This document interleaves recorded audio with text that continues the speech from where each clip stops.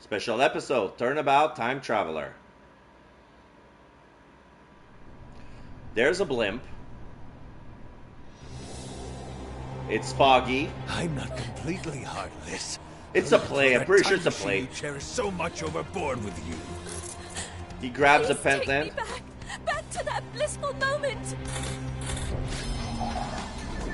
She's the time traveler. This is weird. Okay. The bride is the time traveler. She's gonna relive. It's time for the reception, milady. It actually really worked. Okay. So she was about to get murdered? What's happening? September 21st, 10:13 a.m. Write anything agency. So is it months after the end, or is it way before everything that happened? We'll see if Apollo is here or not. We'll see where it is. Athena. Okay, let me sure I've got this straight. When your magic panties appear, I do a backflip into a handstand and then blow out the candle. No, Athena, you got it all wrong. You do a backflip through the ring of fire while holding the candle in your mouth. There's no way I'll ever be able to do that. Sure you can. I believe in you, Athena. Juicy, what are you and Athena up to? Athena's agreed to be a part-time performer in my magic show. I could say no. I couldn't say no to extra cash, but I probably should have thought it through first. No, it's human cannonball this. Guillotine that. It's not like I have 9 lives, you know. You made your bed, Athena. Now you're gonna lie to it. No, I'm too young to be taking out a life insurance policy already. My name is Phoenix Wright. I'm the head of this law office. And since when? Since when did you become the head of this office, Daddy? I mean, who exactly does all the cleaning, accounting, scheduling around here, huh? You got me there, Trucy. This is Trucy Wright. She's my adopted daughter and a magician. And I'm Athena Sykes, the rising star lawyer of the Wright Anything Agency. Or rather, the rising star assistant to Trucy, you mean. If I don't get back into a courtroom soon, I'm going to forget everything I ever learned. Speaking of the courtroom, we haven't exactly had any clients lately, have we? Business is slow as ever, huh, Nick? Bet you made more money back when you played the piano. Oh, fuck! Okay, that was completely the wrong voice. Okay, let me redo that. Heh. Business is slow as ever, huh, Nick? Bet you made more money back when you played the piano. Larry. Yo! Long time no see! He has the beret and is wearing a vest with heart, with wings on it. Very yellow, very orange. He has pink round glasses, a black shirt with a white necktie, and judging from his appearance, he pretty sure he made a name out of himself as Laurice. Larry? I haven't seen you in years. What brings you here all of a sudden? Some big news, that's what. Okay. Who's this guy, boss? This is Larry Bots. When something smells, it's always the bots. Yeah! When something smells, it's always about me. Hey, wait a minute! He's, well, let's just say he's, an old friend of mine. So, Larry, what's so big that you have to come and tell me in person? There's somebody I want you to meet. Hey, you can come in now. Oh, jeez. He's the biggest troublemaker in the franchise. Yes, you remember him. All right. The bride, the time traveler bride. How'd you do? She's wearing, she's still wearing her bride dress. She has teardrop earrings, a nice a veil wrapped up to make look like tulips. She's still holding a bouquet of yellowish white roses. How do you do? Hi. That dress, is that a wedding dress? Yes, it is. Her name is Ellen. My name is Ellen Wyatt. I'm a domestic servant, a maid of the Sprocket household. Sprocket? As in Sprocket Aviation? Yes, that's the one. Wow, Mr. Wright, Sprocket Aviation is a really big airline company. You've heard of Rainbow Airlines, right? The one they call RAL for short? R-A-L, Rainbow Airlines. Yeah, that does sound familiar. Well, it's run by Sprocket Aviation. I see. But what is the Sprocket family maid doing here in the wedding dress? So, actually, we've decided to get married! Oh, fuck. Is that it? Is Larry tying the knot for real? That's a reference to North Carolina. Yeah, this is where you live.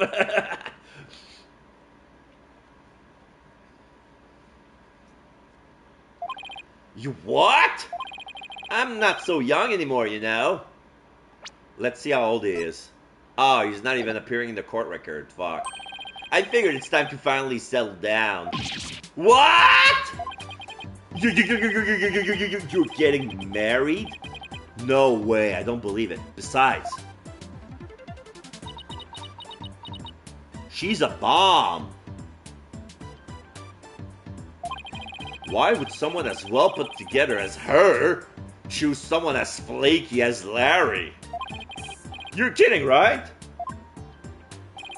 Jealous? I don't blame you. But green's really not your color, you know? Alright, Larry. Lay it on me. What's the deal? You're getting married? In all seriousness, Larry, are you really getting married? Not right away, but that's the plan. We're gonna elope, see? Like love on the run, guess you could say. Isn't that right, Ellie? Ellen? Dot. She has something bigger. Larry? I do believe there's been a major misunderstanding here. My heart already belongs to another. I'm in love with Soren. Not you. Say what? And there it is. That's about what I thought. But Ellie, baby, weren't you running away with me so we could get married? As I said, you misunderstand. You said you would help me escape. That's the only reason I ran away with you.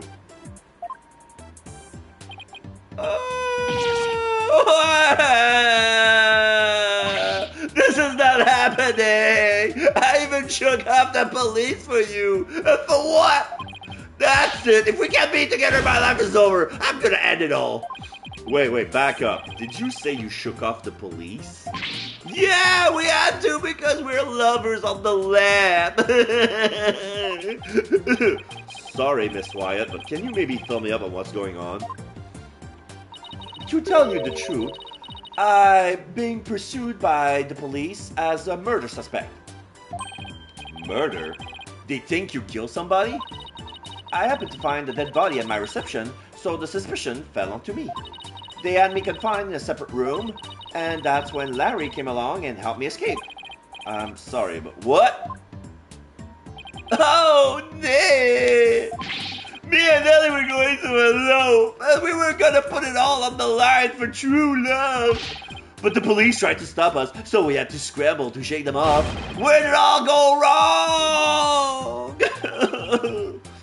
I feel a migraine coming on. Oh.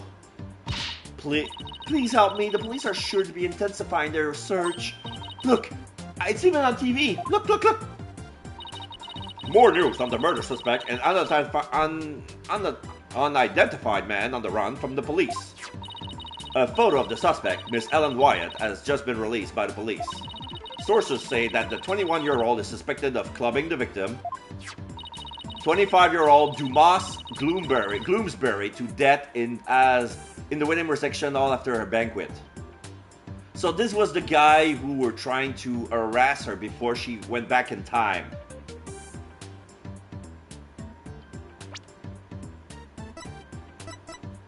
Larry is only 34. He was about to marry a 21-year-old. Yeah, right. Tyler, hello. Yeah. Look, Ma, one hand. Oh, you want me to play with one hand?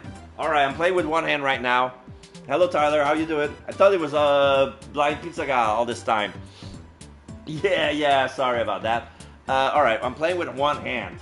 I need a timer. Did I put how long is it going to be?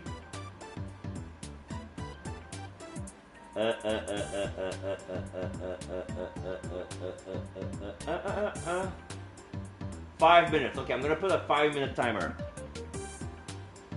I don't know what's been... It's been done before. Our marriage has been 15 years apart in some cases. Yeah, okay. Alright, I'm gonna put... I have to make a timer. Hold on. What's this?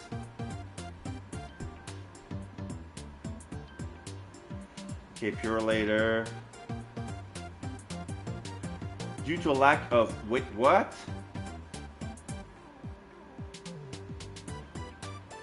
This is stupid.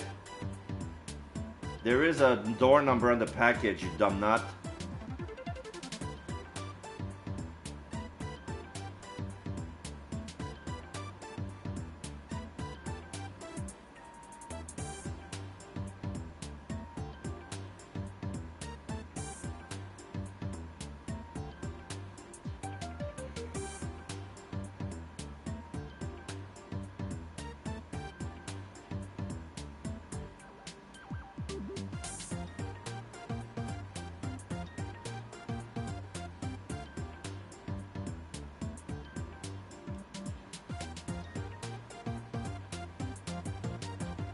Sorry, okay, I'm gonna put the timer, okay, here. Okay, it's ready. Alright, one hand, there we go. Cleaned up the redeem queue. Since it was on one sitting for 2 months. Yeah, thank you.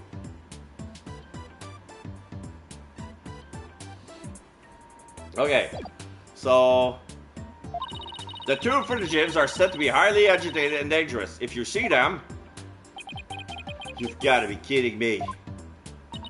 Oh, brother. I guess this means we're technically harboring a pair of fugitives here, huh? Oh, Nick, what's the guy to do? Ellie's dumped me hardcore. I'm the one who should be crying.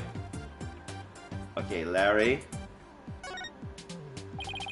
I haven't seen you in ages. Where have you been all this time? You mean you don't know? You really gotta stop living under a rock and get out more. I'm the hippest, hottest picture book author in the business. Maurice Donim. Now he brings a fake mustache and a pipe.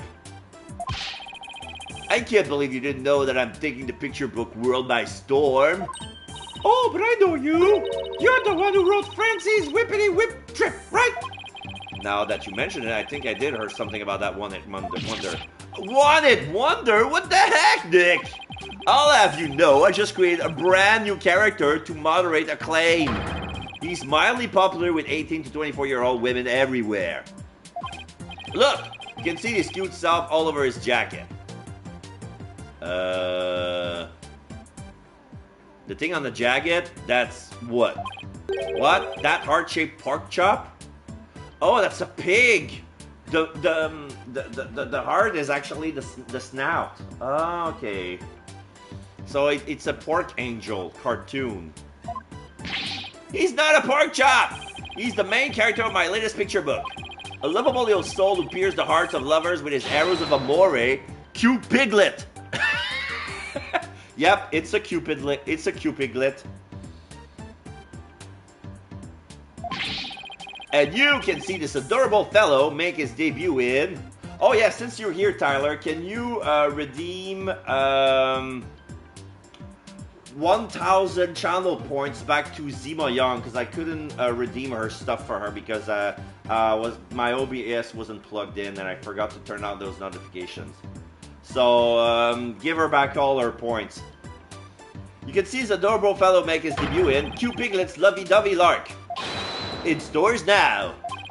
Are you sure? Because I've never seen that book in stores now or ever. I sent everything back. Okay, perfect. Perfect. Well, if you ever do see it, do me a favor and buy a copy or 10, will you? But I thought you were taking the picture book world by storm. Anywho, you'll defend Alien Court, right, buddy? Please, I'm begging you. I didn't murder anyone.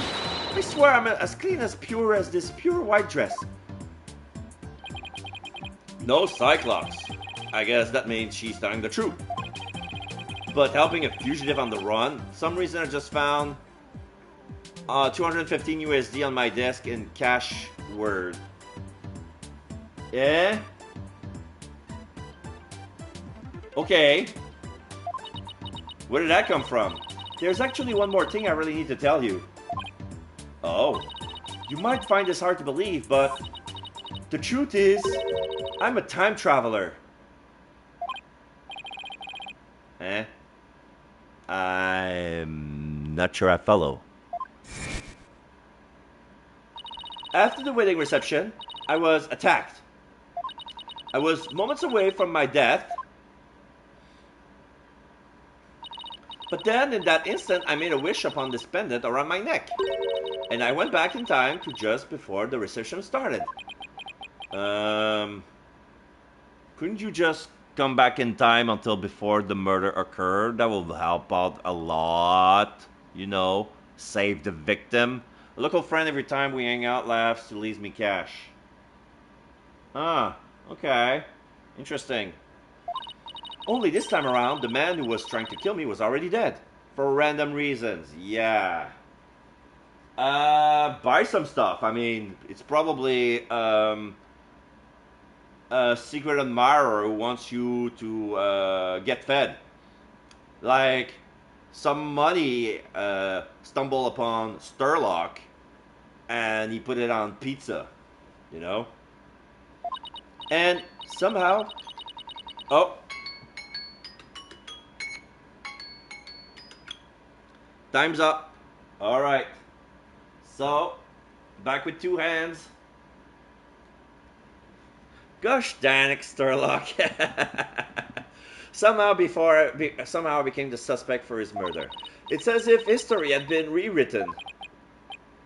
Now wait just a minute here. I don't understand. Are you saying that... Fudge. What's going on? We need to save that command for when you are playing your FPS. Well... You should have used that command this afternoon while I was playing Final Fantasy VII Rebirth. That would have been great. Mr. Wright, there's our police car outside. And not just one or two, but a whole bunch.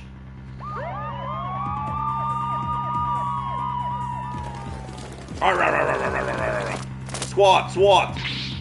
Daddy, a whole squad of officers has the building surrounded. What? This is the police. There's no escape. Drop your weapons and come out with your hands up.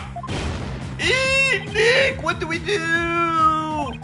Heck if I know. I see a bunch of armed officers out there. 1, 2, 3, 14. 44, 45. Wow, talk about overkill. Listen here, you criminals. Think about what you're putting your poor parents through.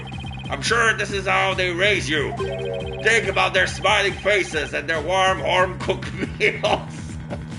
God damn it, who's the policeman who's saying all that? Think about their smiling faces and their warm, home-cooked meal. Alright, I'll take a sip.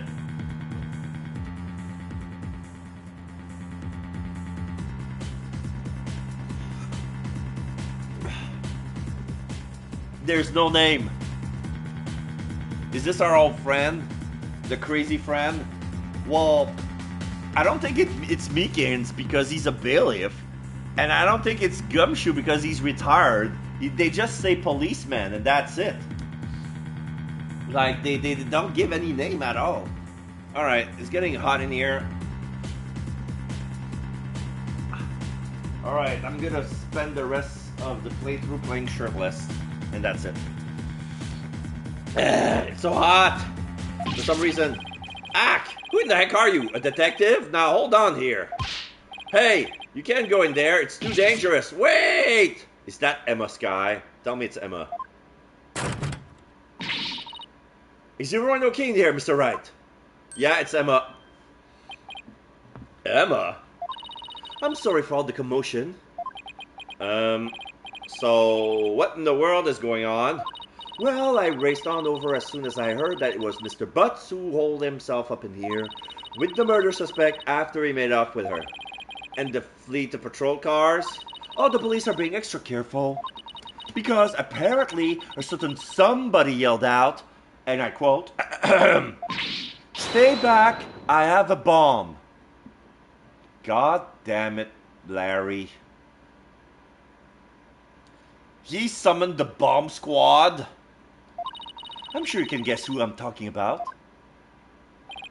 Well, the police were being so persistent, I had to do something, so I tried bluffing like you would do.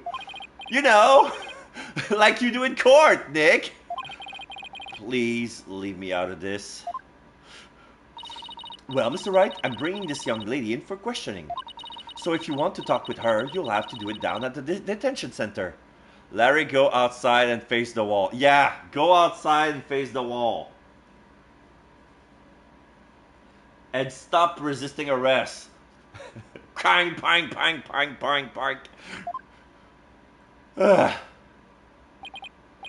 suppose I should thank you for your thoughtful gift of trouble and mayhem, Larry. Come on, Nick. We gotta get down to the detention center right away. Listen, Larry. I like you, but I haven't even decided whether I'm going to take on this case or not. But I know you will, because it's you. Guess I've got no choice but to tag along and help then. What? And skip on me? We only just started practicing your repertoire, you know. Huh? You better stay and practice with Trucy, Athena. A promise is a promise, after all. Okay, so it's gonna be Felix solo. That's gold, boss. You gotta get me out of this. I can't take it anymore. Let's get practicing, Athena! Next up is some training for the water tank escape trick. Stick your hand in this bucket of water and hold your breath for 15 minutes. 15 minutes? Come on. Throws her back into the fire. No! Stop! I'm begging you!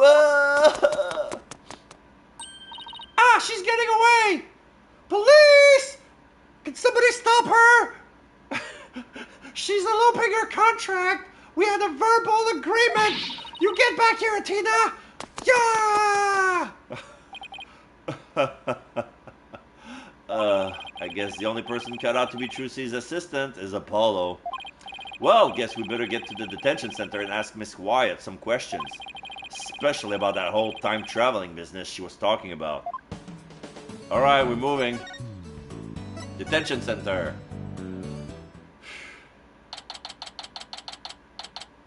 September 21st. Detention center. Visitors room. Ellen ... Oh, it's you, Mr. Wright. Miss Wyatt, would you mind if I ask you a few questions? Nick is gonna defend you, Ellie. Isn't that great? Shut up. First of all, go home. This has nothing to do with you anymore. Larry, get the fuck out, please. Larry, I told you I haven't decided yet.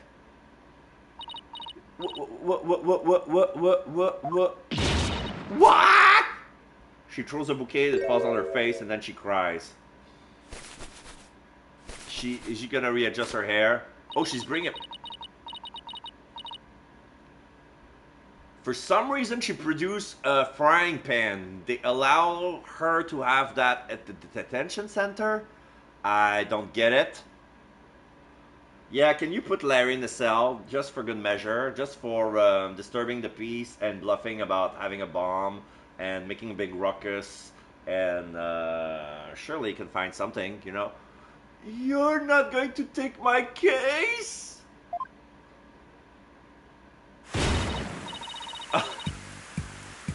Okay, so the frying pan is for her tears. She's crying, a frying pan full of tears. Ah! Throw away the key for a few weeks. I'm never going to be happy. I mean, that's Larry. He's always doing something that's just incredibly stupid. Miss Wyatt, what the? Did I do something wrong?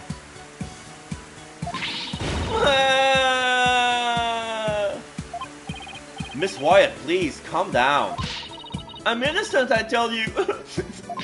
But the police won't believe me.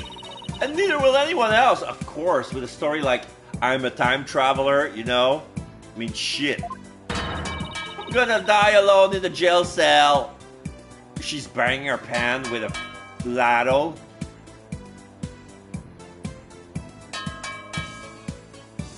My God. Peter, do something. No can do.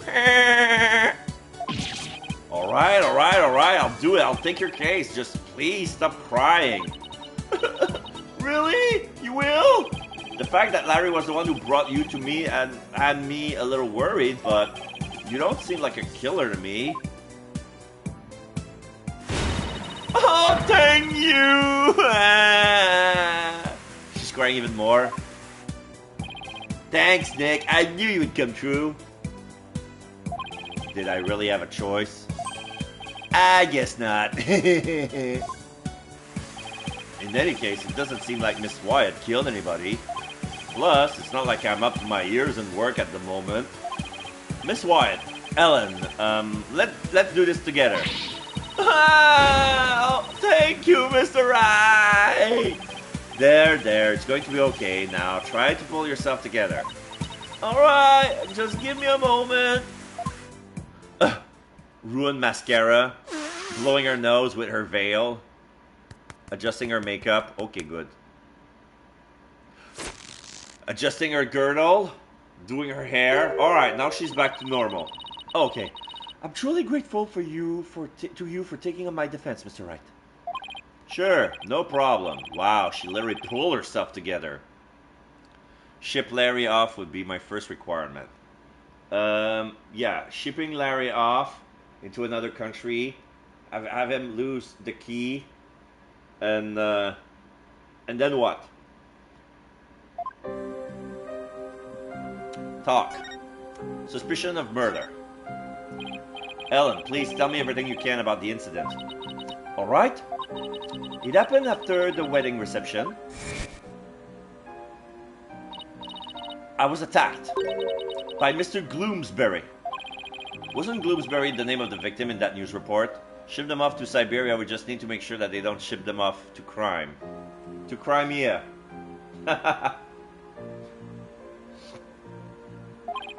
Maybe I should listen to what she has to say first, though, before I start asking questions.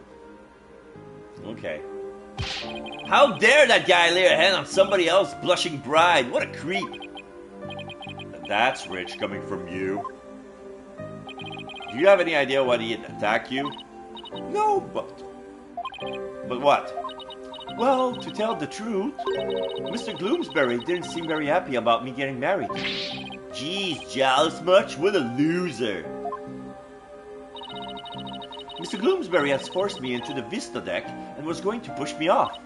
Oh, how frightening it all was. I was just about to lose my life on what should have been the happiest day of my life.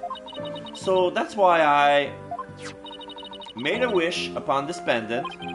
That pendant. Yes, it was a gift from my husband-to-be, Soren. He said it's a symbol of our love. And so you made a wish on it. Now, you may think that what I'm about to say is very strange, but no awesome but crying. That was earlier in the game.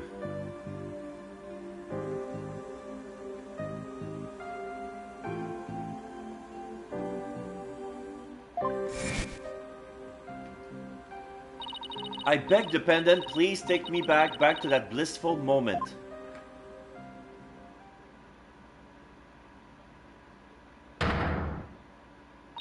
And do you know what?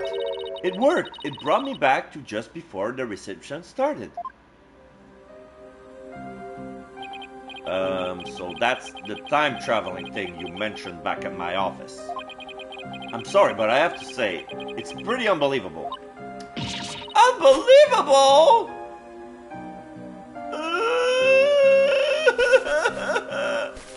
She's gonna bring them. I knew you would never believe me! Okay, emotional blackmail much? Nick! Ellie here is an honest-to-goodness time traveler. And he's doing the cool pose with the pointy finger. Fuck off, Larry. This is our thing. Don't steal this from us. Don't you believe your own client? The magic of that pendant sent her back in time before the creep could kill her. Sure, Larry, sure. But it's really true, I tell you! This pendant is an important part of the time machine Soren made. I begged it for help and it really did send me back in time. Is she listening to herself?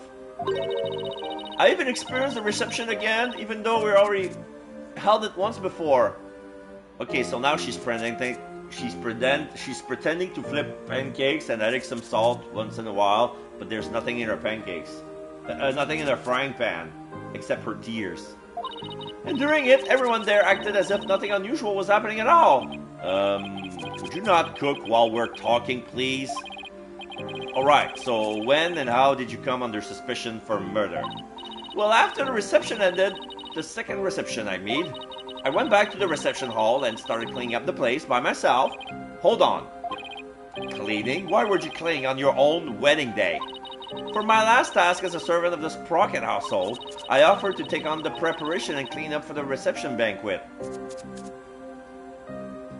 My God. I want to bump my head on the mic, but I don't know if it's going to make a sound or not. I see. I started to move on one of the decorative lanterns in the room, but it was so heavy I lost control of it, causing it to topple over and break open. That's when I saw Mr. Gloomsbury's dead body inside the lantern. So you simply happened to be the first to discover the body, right?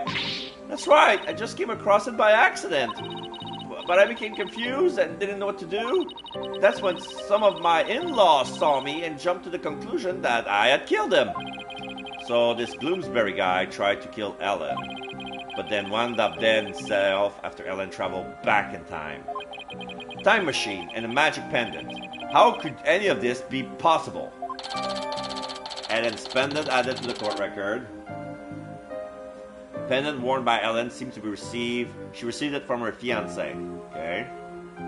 So it's a sprocket with a rose inside. Like a spirograph.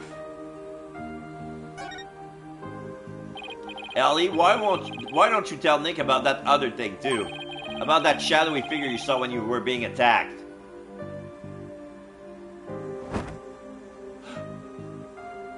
Okay, she composed herself. Yes, good idea, Larry. The wedding. So, you and Larry here were never planning on getting married, right? That's right. We only have a few brief interactions, so I can't say I know him at all. Oh, Ellie, how can you say that? You and me are bound by fate, I'm telling you. We were meant to be together. What? She's crying again. You're wrong, Larry! Sniff. I've never been so right, baby. It's as plain as the goatee on my chin. Larry, don't make me send you to timeout. No, please. Don't hold back for us, Phoenix. Do it. Send him to timeout.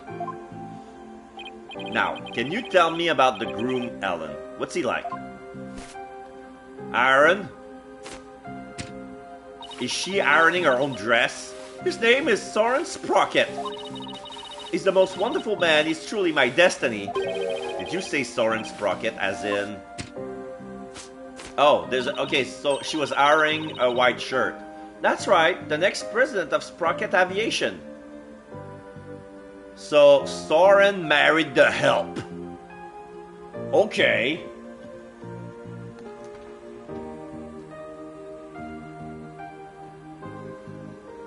But for some reason, I don't know, like, something tells me that, I mean, I'm always one for love, but marrying the help is never good. Fell in love with the maid, how about that? Yeah. Wait, he's in line to take over the company? He's nothing but a rich, spoiled brat. I'm clearly the better choice, clearly. Larry, you and Soren are as different as night as day. There's no comparison. Ellie, you're breaking my achy, breaky heart. My God, that reference is so dated.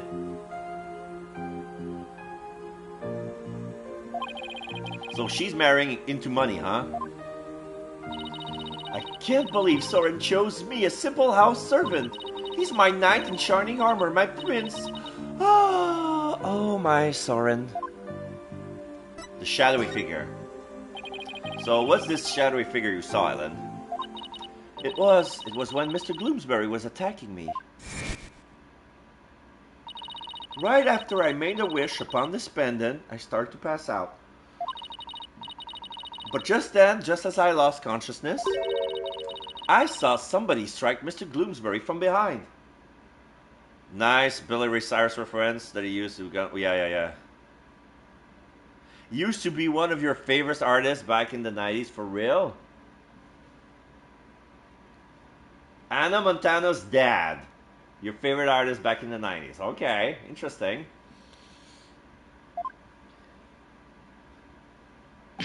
You did? Then that person must be the true culprit. Did you see who it was? No. I'm afraid not. Have you told anybody else about this? I told some of my in-laws, but nobody took me seriously. They said it was just a dream. I can't exactly say I blame them. I mean, time travel, really? I went through a country phase for a while there and then got tired of the same subject matter being sung about over and over. Yeah. So I switched back to rock. Yeah, there are good rock songs, but you just have to go find them. But sometimes the same songs can be like boring. They all talk about the same stuff. Like Bro Country is a good example.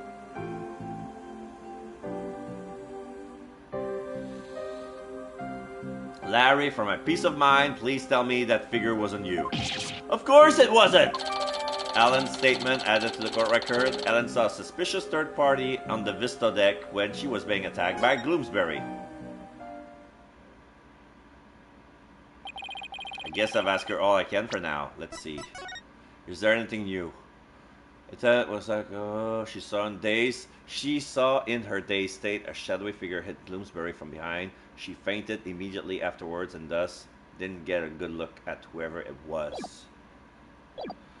I've asked all I can for now. Speak and span, speak and span. She's wiping the window of her detention center cell. Okay.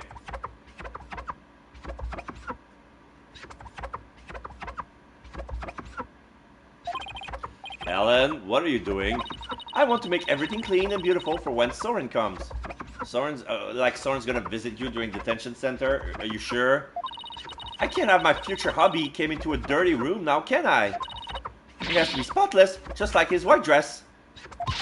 Speak and span, speak and span. Let's hope we can wipe away all suspicions from you soon, too. Eh? Nick, we better get to the crime scene right away. Is Larry gonna be my assistant on this case? Oh, shit. What? You're coming too? Of course I am! If I solve the crime and reveal the true killer with my super sleuthing skill, Allie might change her mind about me, you know. You never get the message, do you, Larry? Next up, the mooring dock in Sprocket Park. Come on, Nick, let's go. Okay. Mooring dock.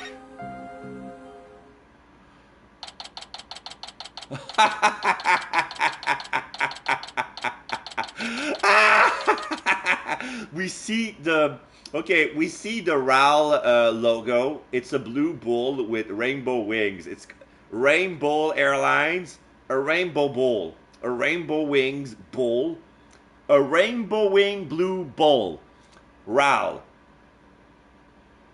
It says Flying Chapel, RAL Flying Chapel. So here's a blimp at the Sprocket Park at the mooring dock next to a lake with some sort of attraction. There's a Ferris wheel, some buildings, and there's a mother and her daughter playing badminton, and they're looking at the big contraption in the sky. Yep. So this is Sprocket Park, but where's the reception hall? On the blimp. The reception hall? Oh, that's... Wow, looky there. That explains the blimp in the beginning of the DLC. Yeah. Like, I figured that everything happened on the blimp. What? What is it? I just spotted me a cute mamacita. Don't wait up, Nick. Oh my god, he's rebouncing. Hold on, where's the reception hall? Sorry, Nick, a man's gotta stop and smell the roses when they appear. I am an artist, after all. He brings back the mustache and the pipe. Oh, miss! Yoo-hoo! I thought it was going to take me to the crime scene. Oh, well, I'm sure he'll come slinking back when he inevitably gets rejected. I'll just take a quick look around until then. Examine. Okay, there's the big blimp, there's a big tower, there's a guy walking his dog. Okay, let's look at the tower. That huge airship is more to just this skinny little tower. I know it's tied down and all, but it still looks like a good breeze could send it flying. Yeah, the blimp has been tied down to this tower and onto the ground. Like it's well moored, but it feels like even on the wings.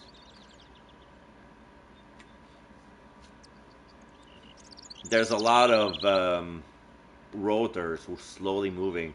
It's more like an airship. Like you see in Final Fantasy, it's a blimp airship. Let's see. Oh, is that? Wow, that airship is huge. Oops, didn't mean to say that out loud. I've only ever seen airships like this up in the sky, but I've got to say, they are mighty impressive when you can see them up close like this. Okay, I was investigating this bouquet here, but apparently this was a big, big giant thing. Yeah, it's a big 40 feet long. No, more than that. 40 meters. 40 yards, yeah. Yeah, this is half a football field, basically. And he's standing up a good 15 feet up in the sky. Hovering, but still more to that tower. That 30 foot, no more than 30 foot. This is 6, 12, 18, 24, 30, 36, 40, 45 feet tall. More like 50. Oh, there's a broken bench. So this bench hit that side, huh? Hopefully it didn't hit a person too. That would be a catastrophe. I guess from now on, whenever I'm walking around outside, better be on the lookout for unidentified flying furniture too. Oh, that sign of the leg that broke. There's a lot of tape. This map has been held together with tape. Wow, this thing's really banged up. You looking at the sign? They say it got damaged by heavy winds yesterday. A big gust sent that bench flying into it. Well, that's what they're saying anyway. You see, the wind caused that? More like a tornado. The repair guy was saying, don't touch, it's dangerous. I see. Thanks for the heads up, kid. Poor guy. Looks like it was a lot of work. They just patched it? Hey, sorry about that. Larry came back. Actually thought you'd be back sooner. Didn't work out, huh? Lay off, man! I wasn't on my game today. So now that you're done, you mind telling me where the reception hall is already? What do you mean? It's right here in front of you. Huh? Right in front of... Wait, what's that say? Flying Chapel? Do you mean to tell me? Yep, Allie's reception was on that airship. Whoa, a sky-high reception hall? Yep, and that's where you'll find the crime scene. Man, not only does that airship fly through the sky, but the space-time continuum too. But the happy couple's honeymoon got left far behind when it made that time skip, though. Here, check the airship out for yourself with this pamphlet.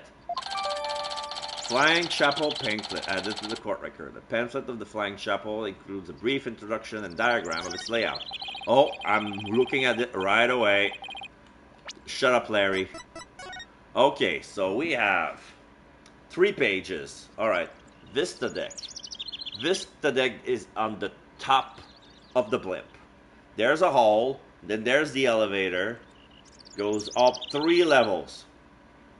The cabin is on the ground floor. There's a room where the elevator is, and further up in the back, there's the hole.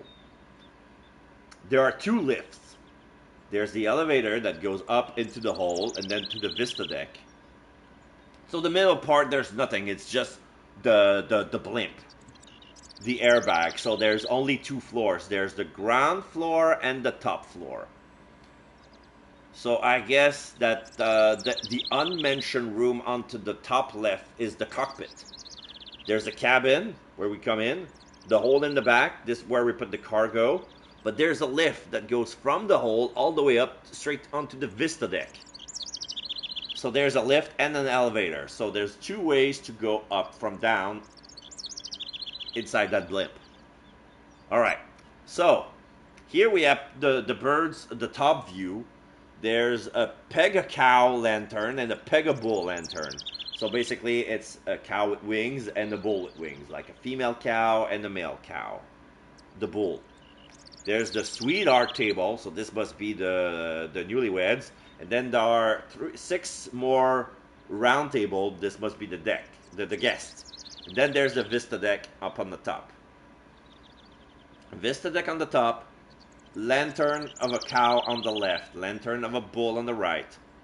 Then there's the newlyweds, and then the guests. And there's a door onto the left that goes from the side all the way to the Vista Deck. I don't see a door that goes from... So yeah, the only door is from the left. From larboard. Flying Chapel pamphlet. Love is always in the air on the Flying Chapel, the only wedding venue sure to make your dreams take flight. After the ceremony, out on the Vista Deck, Sprocket Aviation majestic Pegamoo mascot will light up the happy couples from both sides of the sweetheart table. Okay, so the mascots were supposed to light up during the reception. Okay.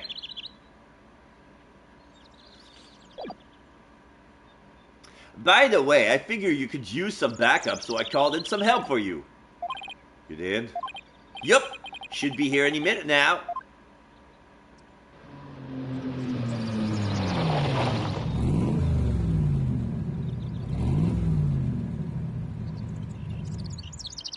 That's a car or... Oh, it's a red car. That red sports car. Could it be? Oh, that's Edgeworth. Larry, don't tell me you called. Man, it's the only guy I know. You know it, buddy. It's my other best friend. I trust you've been well, right? Oh, no. Maya! Surprise! Now admit it, that was a pretty good Mr. Edgeworth impression, wasn't it? Maya, what are you doing here? Larry called me up. He said something about it finally being time for him to tie the old knot. But that's funny. I'm pretty sure he mentioned something about being here with his bride.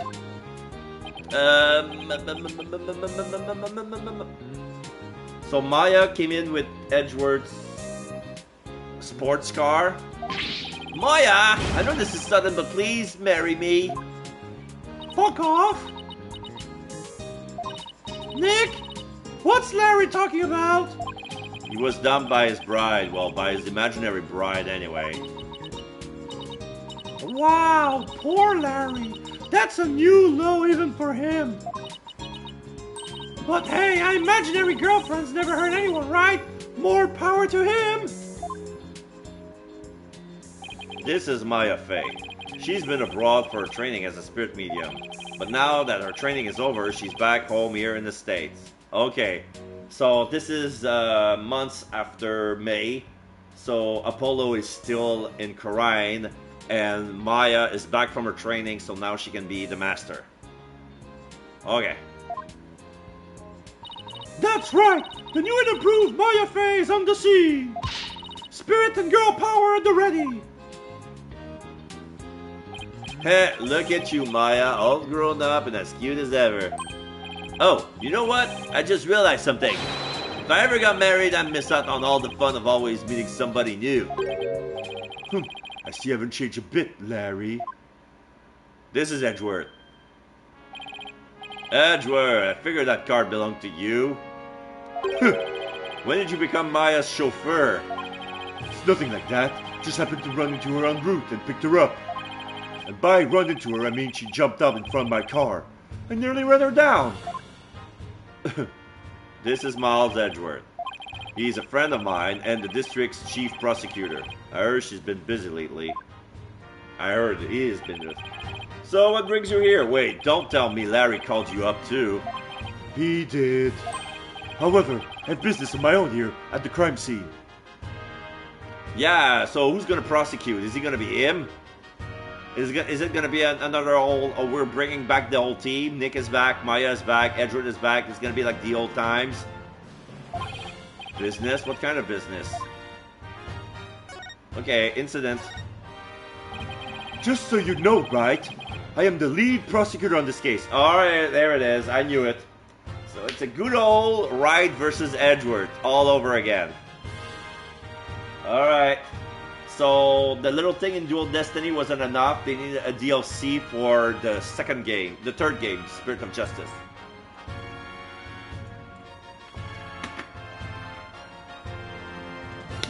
Okay. What? You? Yes. It appears we'll be standing on the opposite end of the battlefield this time around. So I'll be up against Edgeworth tomorrow. But I don't get it, Edgeworth. What about this case warrants the personal attention of the district chief prosecutor? It's a bit complicated to say the least. In what way? The groom is a member of the Sprockets, a family with immense influence. If this bride were to stand trial in court, it would sully the Sprocket name. So they tried to apply some pressure on the prosecutor's office. Pressure to settle amicably, right? What do you mean, settle amicably? It means that they're trying to sweep this whole thing under the rug. Wow! Sprocket Aviation really has that much clout? Yes. They have especially strong ties in both the political and the judicial worlds. To the point where no one dares to oppose them. Don't tell me that includes you. Don't be ridiculous, right? It's quite the opposite. The prosecutor's office is filled with cowards, as I found out. Every last one of my subordinates was loathe to Prosecutor Sprocket. So that's why you decided to take on the case yourself, right? That's right. I will personally see to it that justice is served. I always prosecute to the utmost of my abilities, regardless of who I'm up against. For that is a part of my creed. Nothing and no one can sway me from that. Not even the almighty Sprockets. Right. If they think they can use influence to bend the truth, they have another thing coming. You know, I almost feel sorry for them. They were only trying to protect their interests. But all they got instead was you. Edgy, come on, man. How can you prosecute my poor sweet Ellie? What kind of a heartless jerk are you? I'm sorry, who? Adjust his glasses. I'm simply doing my job, thank you very much. And I'm warning you, Wright. I won't hold back. Not for you or anyone else. Thanks for the warning, your righteousness. Edward. So, how's it going, Mr. Chief Prosecutor? Busy as always, I presume? Of course. Unlike somebody who has too few clients and too much time on his hand. Guess that explains why your brow is more furrowed than the last time I saw you. Maybe you should learn to relax a little, Edward. Nice try, Wright. But as always, I have no intention of showing anyone any mercy. Including you. As inflexible as ever, I see. Besides, I think I've mellowed out a bit with age. So if anything, those furrows should have smoothed out a little as well. Honestly, Edward, are you really that blind to yourself? Excuse me? He's really self-conscious about those lines, isn't he?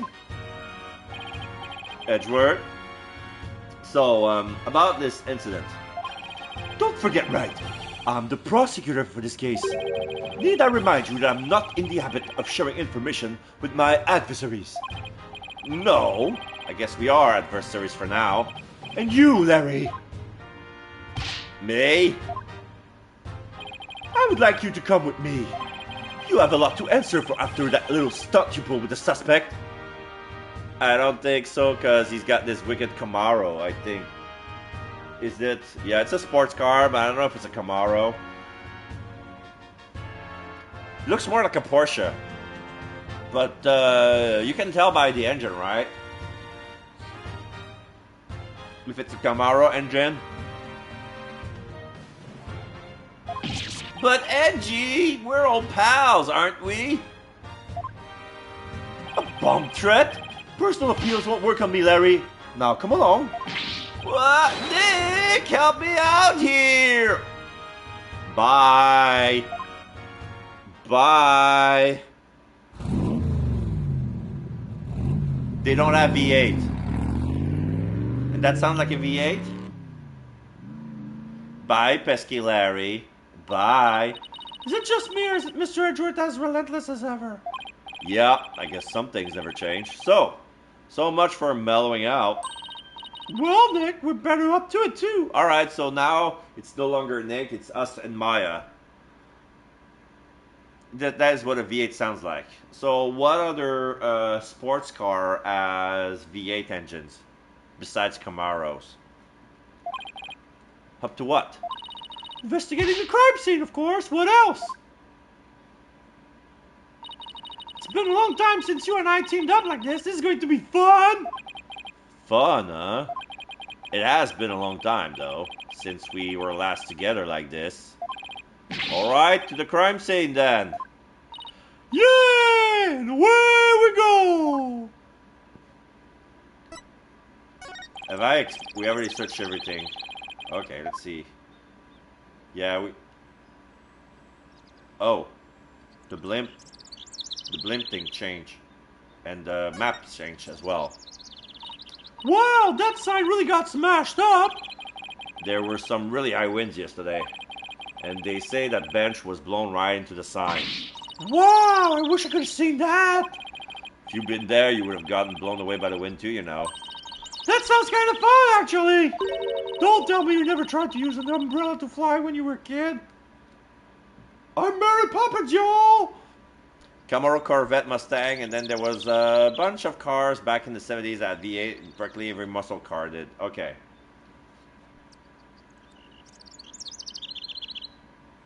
Yeah, by the design of the car, it couldn't have been a Mustang or a Corvette. So yeah, it's a Camaro. Alright, red Camaro it is. I think I'll take staying alive over fun, thank you very much. It's not every day you get to see an airship up close like this. So I'm pretty psyched for this. Me too, if it wasn't for the fact that it's the scene of a murder. Oh, right, I almost forgot about that part. Alright, so let's move. Reception hall. Oh. September 21st, Flying Chapel. Reception hall. One of the cow. Yeah, the Pega cow. The Pega cow has been blown away. It's in the middle of the reception hall. Like in the middle of the 6 table. Tilted over. Broken. It looks like it's made of paper mache. The bouquet are still there. A lot of red, white, and yellow. I think I remember hearing somewhere else that you drove a Camaro, and Camaros do often come in red. So not surprising. Okay. So all the walls are made out of glass. There's a big decoration made out of gear, like sprockets. And there's a big clock in the middle. There's a hot air balloon on the left with a cannon lodged in. And a flying airplane that looks like somebody steampunked one of Leonardo da Vinci's airplane design. There's some sort of pipes. Is it steam powered? And yeah, there's bouquet on the table. Everything is very brightly lit.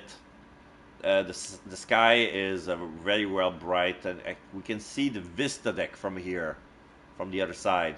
So it's like very see-through. There's no walls per se. There are some arcs. There's something that supports the ceiling. That's also made out of windows, like a big skylight. The ceiling of the blimp is not the blimp of the reception hall is a big skylight. It's in arc shape. So this is the reception hall. According to the pamphlet, we're right here.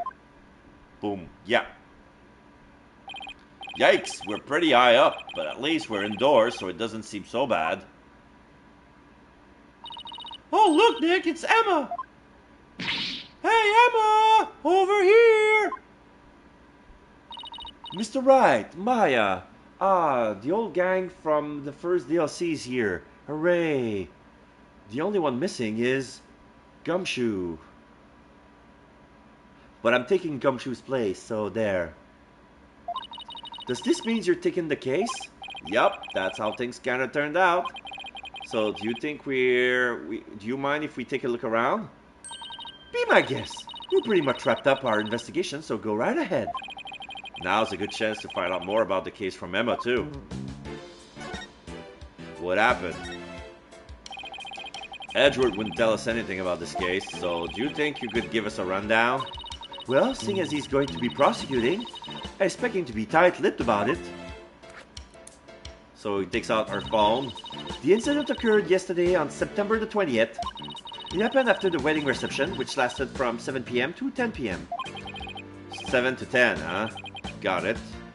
By the way, you didn't hear about any time traveling or anything, did you? Time traveling? What do you mean?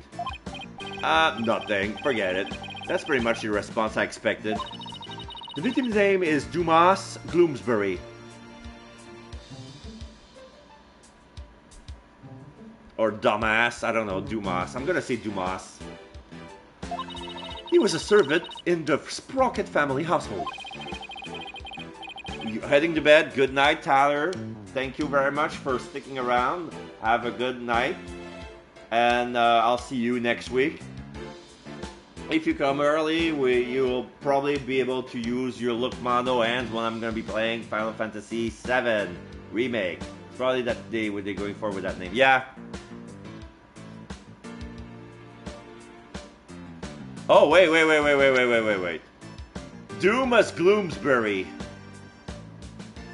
Dumas Gloom. Okay, it's Dumas Gloom. Okay, I'm gonna call him Dumas. Dumas Gloom. Ellen was a maid for that family as well, so that means the two of them were co-workers. Yes, they apparently knew each other. Mr. Gloomsbury was the lead servant after all. Yeah, Dumas Gloom. He was very serious about his work, but he was also a very close and private man. So the other servant called him Mr. Doom and Gloom behind his back. Doom and Gloom, alright. Doom and Gloom. If he was the lead servant, he must have been higher ranked than Ellen. What makes the police think Ellen killed this man, a guy who was essentially her boss? We don't know the defendant's motive yet, but the circumstances surrounding the discovery of the body don't bode well for her. What circumstances are these, actually? Well, some of her in-laws saw what looked like the immediate aftermath of the murder. The suspect was standing in front of the body with the murder weapon still in her hands. Why would a bride who was just about to start a happy new life kill someone? Do the police have an explanation for that? Yeah, about that. They believe the victim attacked the suspect and was killed when she fought back. Why did he attack her to begin with? Well, a mere servant girl was going to suddenly be the wife of the future president. Oh, I see. So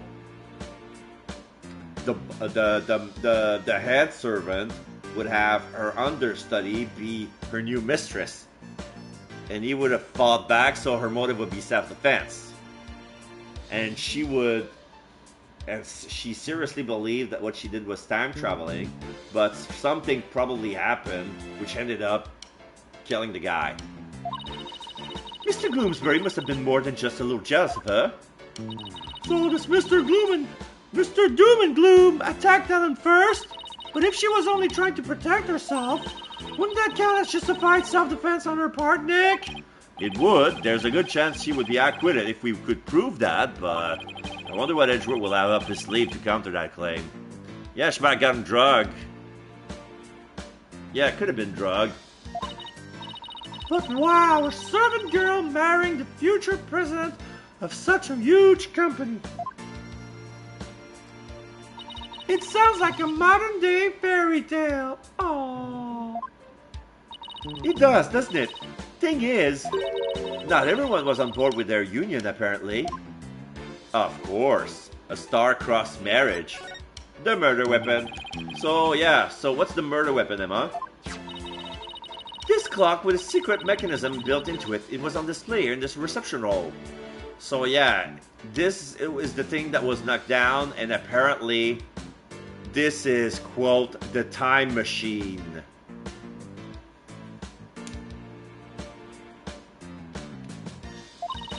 The suspect was holding it when the murder was discovered. So the victim was clubbed to death with this, huh? But that's funny, there's no blood on it as far as I can tell. Maybe it was wiped up in an attempt to tamper with the evidence? But there was definitely a luminol reaction. And it matches up with the shape of the injury, so it's gotta be the murder weapon. What a funny looking clock! They call it the timekeeper. The idea is that it's a time machine. Every time the couple sees it, it'll bring them back to the memory of their wedding day. Okay.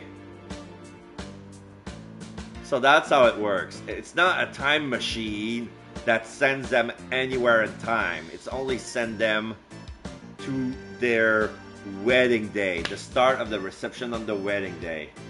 So it's a fixed point in time. Regardless on when in the future they're gonna come back. This is funny. A time machine, huh? Come to think of it, Ellen said her pendant was part of a time machine. I wonder how the secret mechanism in this thing works. Timekeeper added to the court record. The murder weapon, dubbed the Timekeeper, it's a clock with a secret mechanism. Star-crossed marriage? The suspect never had any families or relatives to depend on, so she was working on as a live-in maid for the Sprocket family to support her. So a maid with no family or fortune was set to marry the president's son, huh? I guess it's not surprising that ruffled a feather or two. Yes, apparently the groom's parent and all of his other relatives were strongly opposed. But that didn't stop the young couple from deciding to go ahead with their wedding. Alright, so the true culprit is probably one of the in-laws.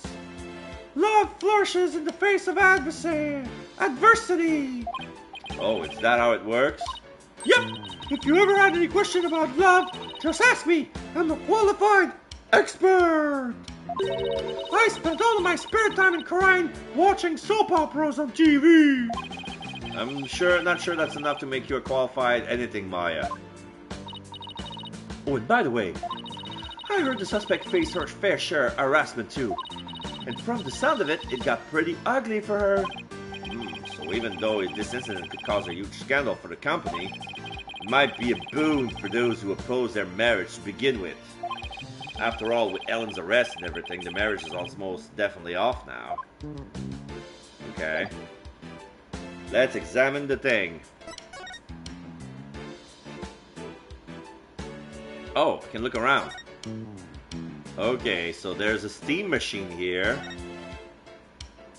Another steam machine here. The pipe goes over there. Is that the intercom or the heating system? I don't know. There's a grate over there. Okay, wait. What's this? Okay, I'll check that later. Okay, for the meantime... Oh. It's a hot air balloon, a symbol of humanity's ambition to take to the skies. It's kind of a romantic notion, don't you think? Yeah! But I just noticed that it doesn't seem to be tied up to the ceiling all that well. Sure, it's fine. Please don't let it fall on my head.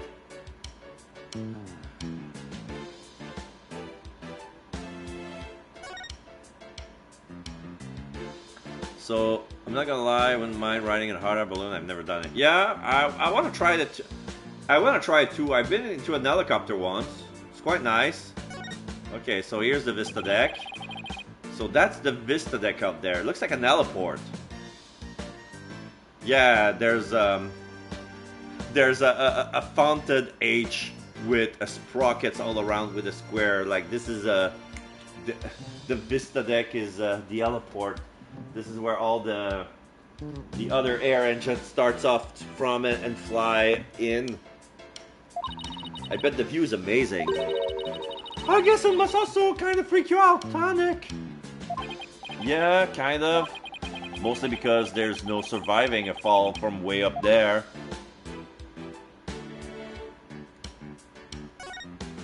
So what's this? This must be where the time machine was placed. I can't believe that such a beautiful memento was used for murder. It's just awful. Nick! We have to prove Ellen's innocence no matter what it takes. I agree. You can't let this go down as the saddest flying wedding reception in history. This is the sweetheart table where the bride and groom sit. Where they gorged themselves on the wedding feast, you mean? I've done a couple of helicopter archery. I rode a Bell Jet Ranger and oh, oui. Yeah?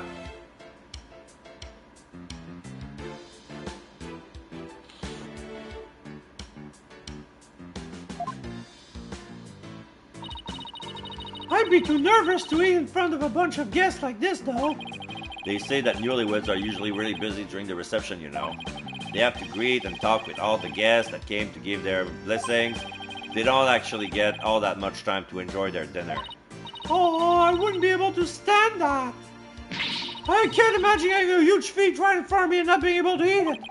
They say brides tend to have an especially hard time because of their wedding dresses. Yeah, the girdle. With those tight corsets squeezing their waists, they can barely eat a bite. Really? Oh, sounds like wedding receptions are absolute torture. I guess food still wins out over romance in Maya's book. Yeah, of course, always about food. I think that about does it for this area. No, I want to check this. Looks really weird, but the UH stand for utility helicopter, and the 1H is the model number. Okay.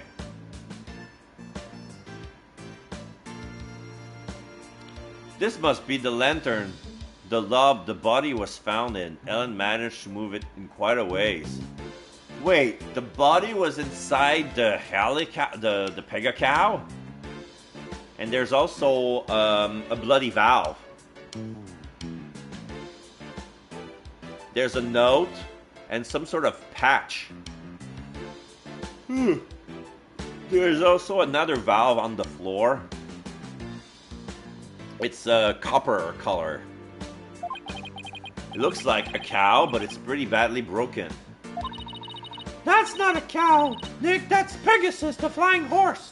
No way, it's definitely a cow. It's got horns and everything. But look, it has wings. Cows don't have wings. But Blue Bull gives you wings. So it's Pegasus, I tell you. Ah. Oh, I know. That pamphlet should tell us. Let's see. Oh, apparently it's called a Pegamoo. I did not see that coming. Yet somehow the name really captures the essence of what this creature is, you know? Huh, that's strange. What is? Well, this Pegamoo is definitely a male Pegabull, right? Yeah, I would say so. What with the horns and all. Okay, well, that Pegamoo over there is also a Pegabull. But take a look at the pamphlet.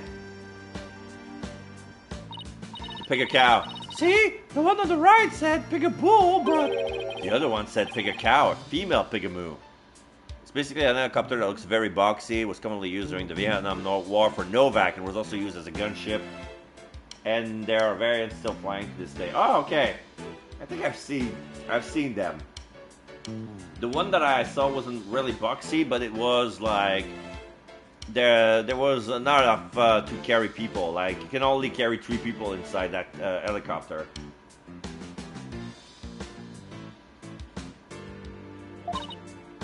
Right. Right. The pamphlet goes on to say how they have Pegamoos for the happy couple.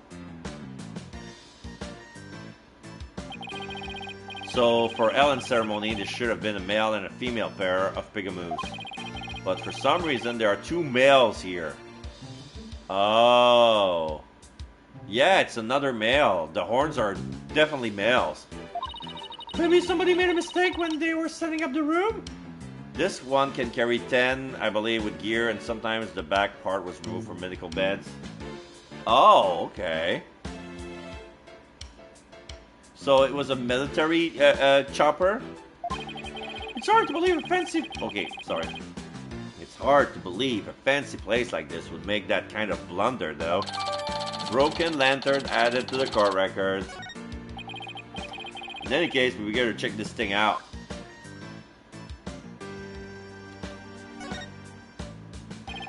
Did this come from the lantern? Heck, it's covered in blood! Maybe it got on there when the killer was putting the body in the lantern? Can you imagine going to open the door and finding the knob covered in blood? That would be bloody awful, to say the least. Maya's not going to react to the pawn. Okay, and the Sky Soldier Foundation got a hold of the decommissioned one and now using it for air show and giving rights to that. That's how I managed. Oh, okay, it's a decommission. Okay. My chopper that I went on was a private one. What's this? Grab Ellen when convenient, then send her off from the Vista deck. And part of the message is wiped. There's a smear.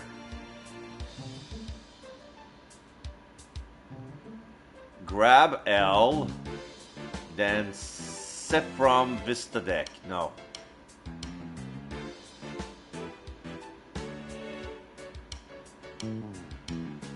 Trying to see what could have made that smear. Only in the middle part of the message as well. Oh, let me take a look. Grab Ellen when convenient, then send her off from the Vista deck. Looks like a note outlining the murder plot. Whoever wrote that better handwriting than me, but it looks like they wrote it in a rush. Why would you say that?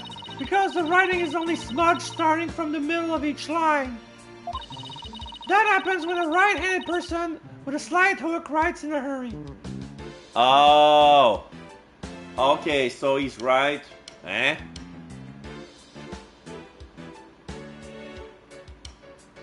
Oh, I see. So he does the right line and then he goes over the other. So the smear is on the hand.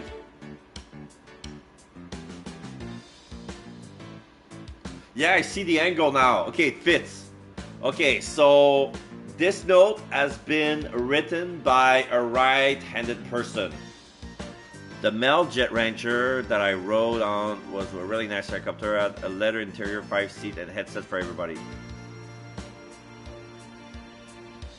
It has a blue carpet with a wood grain painted around the dash. No Jet Ranger 206 is extremely expensive, so the company that I got the WRIGHT from eventually traded for the more fuel efficient or 34 Robinson.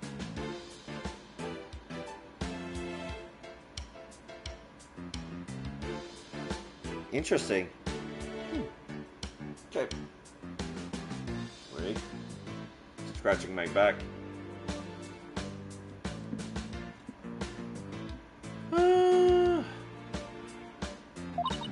I do it sometimes myself when I'm not paying attention to where my hand is on the page. Guess I'll take your word on that, Miss Bad Handwriting Expert. Hey! Even I don't smudge my handwriting this badly. Alright, let's get back to the note. That note was apparently written by the victim. But why would he feel the need to write instruction to himself like this? The net worth of a Bell Jet Ranger 206 is about 6 million US today, and back then was 1.2 when I got the ride. Oh. Are you sure the victim wrote it? I sometimes write a note to myself before I go shopping. Potatoes, carrots, onions, flour. Maya, are you craving curry rice or something? Whoops! So Emma, where's this Vista deck the note mentioned? It's that heliport you see right outside the window over there. Okay. So he planned on pushing Ellen off from there. What a monster! Bloomsbury's note added to the court record. Note found near the victim's body, writing in smudge as though written by a right-handed person. Is there any more details? No, only that. Okay, so the outline. So this is where the body was found. And the first person to find it was Alan. She was holding the timekeeper in her hands. And we can see in the picture reproducing the thing, he has the piece of the patch that was next to the body was actually on him. There are two of them, and his left hand is covered in blood. The right hand is next to the note.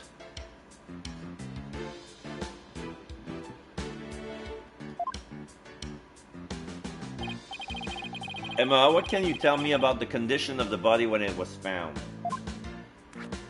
Okay. Let's see, the victim was apparently hit on the back of the head. Okay, we see the bloody left hand covered in blood. Okay, we see the other patches. There was on top of the two of them were on top of the body, one on the right waist, the other on the left thigh, and the third one inside the male pegable next to the body. There's also lights inside and some wires dangling off, and some of the wood frame fall on top of him. Here's a photo of the scene as we found it. Photo of the victim added to the court record. Is there more that this picture can tell us? Yes. The victim's body was found collapsed inside one of the pigable lanterns. Scattered around his body were flower petals, a note, and broken parts of the lantern. The petals were from flowers not found inside the reception hall. Okay. Those are flower petals? What do you think this is, Maya? Looks like a flower petal to me. A giant one. What an unusual shape for a flower petal. You suppose it's from one of the flowers here in the reception hall? No. I don't see a single flower like this at any of the tables. I wonder where it came from. There are three of them. I guess that's about does it from this lantern.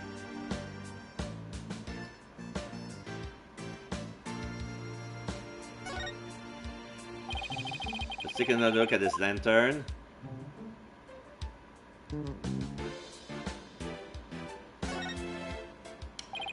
Nothing particular interesting here. Come on! There's a valve, a copper valve broken outside. Oh, nothing of interest. Boo.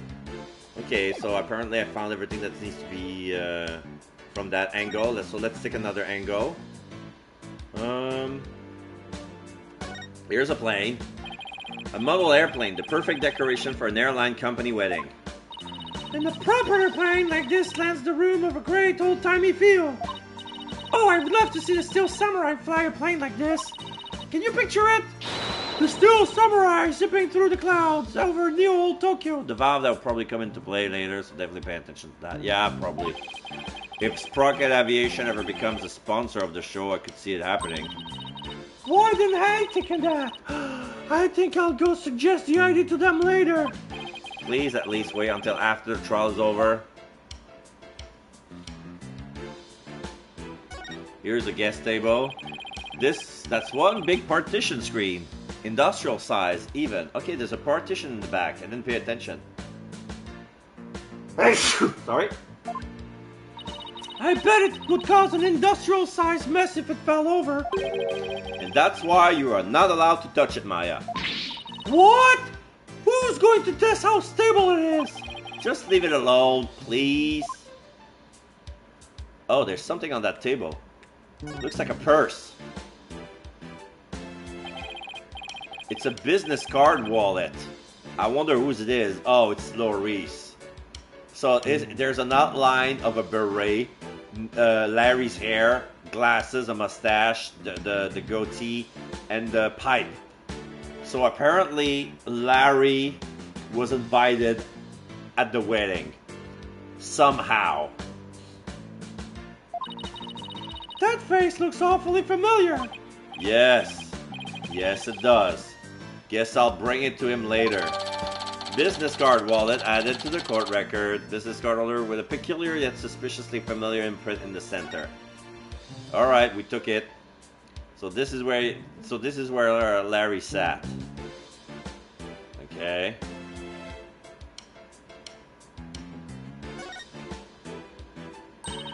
Get a load of that huge set of doors. I bet all sorts of things come and go through there. Why was he invited? Yeah, that's what I want to know. Yeah, why was he invited?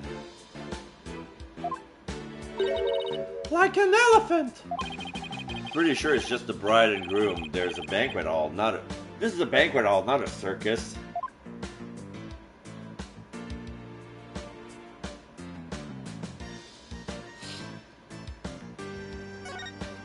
So, it's a fog machine for the reception. Oh, okay. Pretty cool, huh? Don't you dare touch it. Aw, spoil sport. That's because I know how you operate.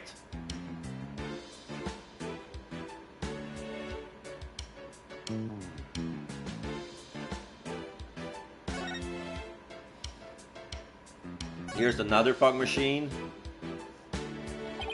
It's a fog machine. I wonder if they use it during the reception. Oh! Hey, Nick, go stand over there for a second. No. Why? Just because. Now go. Alright. I've got a bad feeling about this.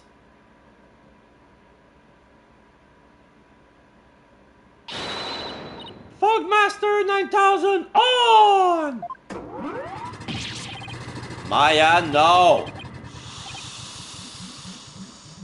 Huh. Ah, nothing happened. Looks like it won't work without some dry ice. Darn it! All I want to do was surround you in a thick cloud of smoke. Maya, no! Maya, yes! Fog machine added to the court record. A device that utilizes dry ice to emit a large amount of thick fog-like vapor. There's a big pipe that goes across the room. Okay, so let's see. Large amount of dry ice replaced in the fog to produce a thick fog reception. Okay. Let's see. No, all the pieces are fine. They look similar. They look identical. But apparently they ran out of dry ice, which is a good thing. Partitions. I wonder what this partition is for. Imagine people like the reception staff or entertainers use it. They probably wait behind it when they're on standby. I see. With a Partition this side, I bet they could even fit an elephant back there. not that anyone's sane would.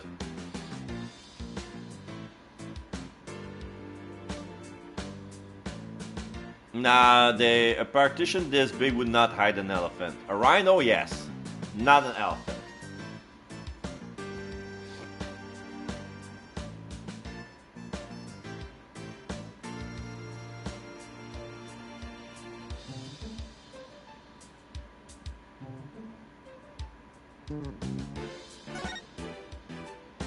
Did I overlook something? Ah, the other bull.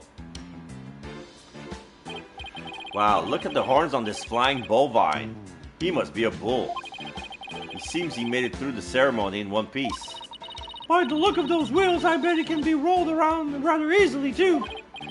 Yeah, I bet it would be quite a hassle if you had to lift and carry him everywhere. No, I'm tired, actually. Basically, the dragon can comment at any time. I don't have any questions for them right now.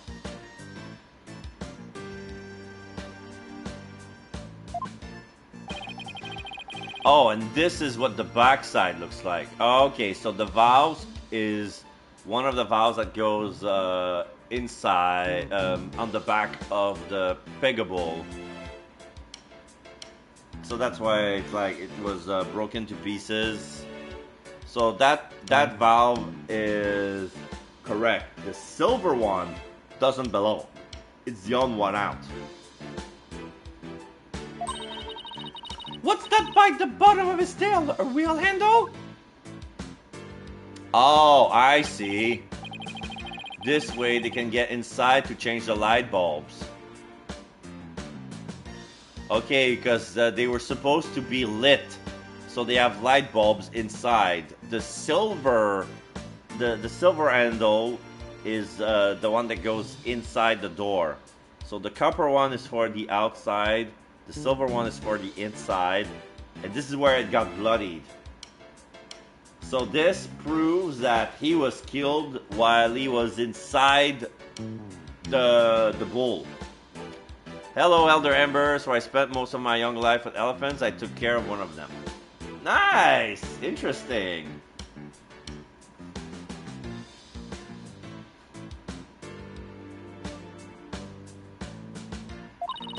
I see they left the wheel handle on the inside unpainted. I guess they figure nobody will see it, so why bother? Makes sense to cut costs where you can.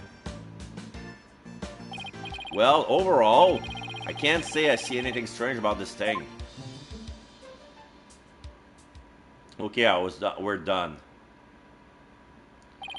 Well, I guess that just about does it for the crime scene. Hey, Nick! I want to see the rest of the airship. We might as well, since we're here. True, we might even run into some of the other people involved in the case. Oh. I feel like this is Soren. Like, he was on the cover as well. So, he's wearing a gentleman's outfit, but the buttons are shaped like sprockets. He has some sort of pressure thing in the middle. He has a pipe that goes all around his back. So, he's wearing some strap. Like he's carrying an oxygen tank. The more I look at him, he looks like the Rocketeer without the helmet. Yes, that's the Rocketeer suit. He's got a pressure valve with air that goes to the back. He has the logo of Rainbow Airline. The Pegable Airline, the rainbow wings with the white cow's head, yellow bow tie. He has some glasses, some dark indigo hair with brown beret, and he's holding a book. He has some fingerless black gloves And his belt buckle is also the rotor of an airplane. You know, the this. Quite interesting. So,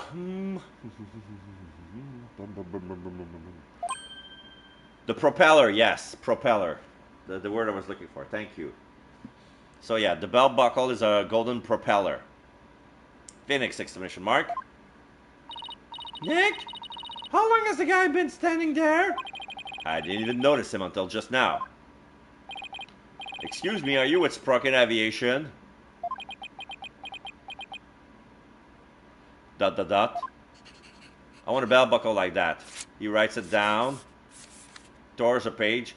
Oh, he made a paper airplane with a page. And he flies it around. It's an interesting design. It turns. Okay. Nick, he wrote something on that paper airplane. Guess we're supposed to read it then. Let's see here. Get out, intruders. Is he mute?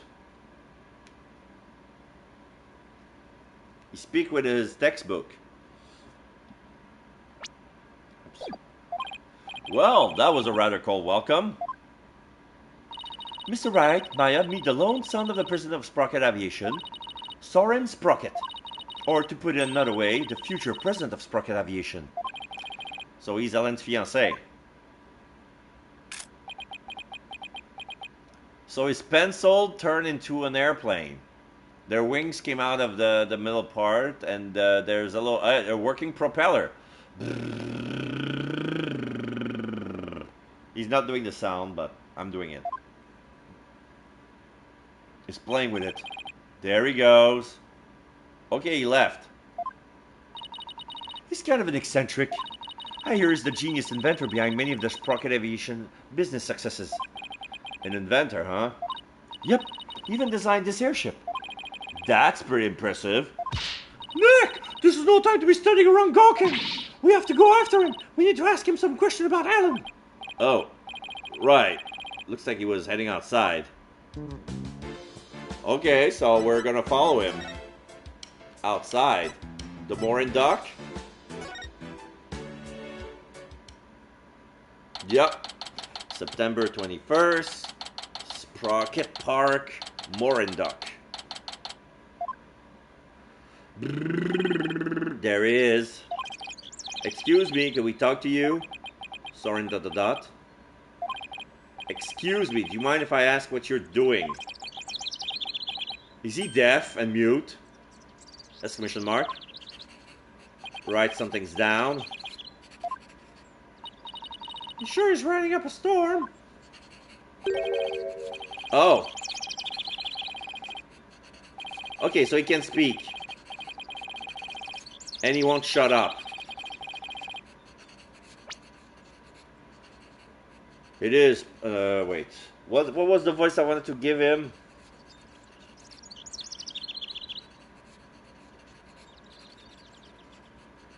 Okay. It is possible. If an enormous change in mass could be detected in that observation point, then theoretically matter can retain its form then, even as it crosses the event horizon. Let's just see what he has to say about Ellen. Excuse me, but we'll be representing Alan in court tomorrow. So could we ask you about the case? Soren ... He's making another paper plane. He's not even talking directly to us for some reason. Okay. Ow! Apparently, what the? No, not interested? Not interested? How can you say something like that? This is about your fiancée. She's under arrest, you know. He doesn't give a fuck. The diameter of the airship is approximately 80 feet. The amount of energy necessary to move matter comprised that amount of mass is... He's so off his own little world. Oh boy. I can't believe he said he was not interested in talking about his own bride's arrests. We'll just have to talk on his level then, with something he might be interested in. Okay, something I might be interested in. So what are we going to present? The timekeeper? Oh! What are you showing me that for? He's more artistic than anything else, it would seem. Or just snob. He's just impolite. He could be autistic, like when he's in his little world and stuff like that, but it's like... It's not like he can't communicate, he just chooses not to.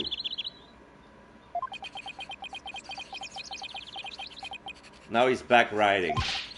Mr. Sprocket.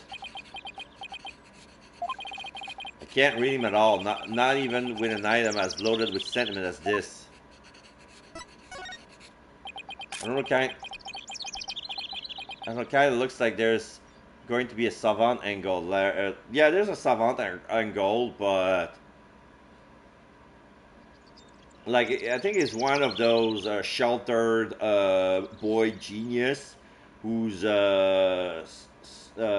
socially inept, but that doesn't make him autistic. It's just like he never had an opportunity to go outside. Like, he was more interested, like, passionate about his talent and making it grow.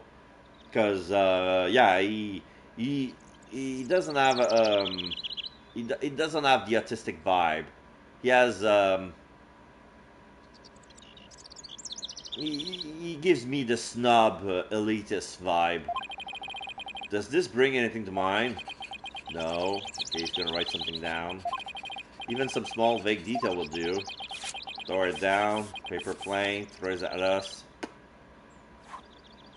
Not even in our direction, but he's gonna come back in here. Boink. This guy really doesn't want to talk.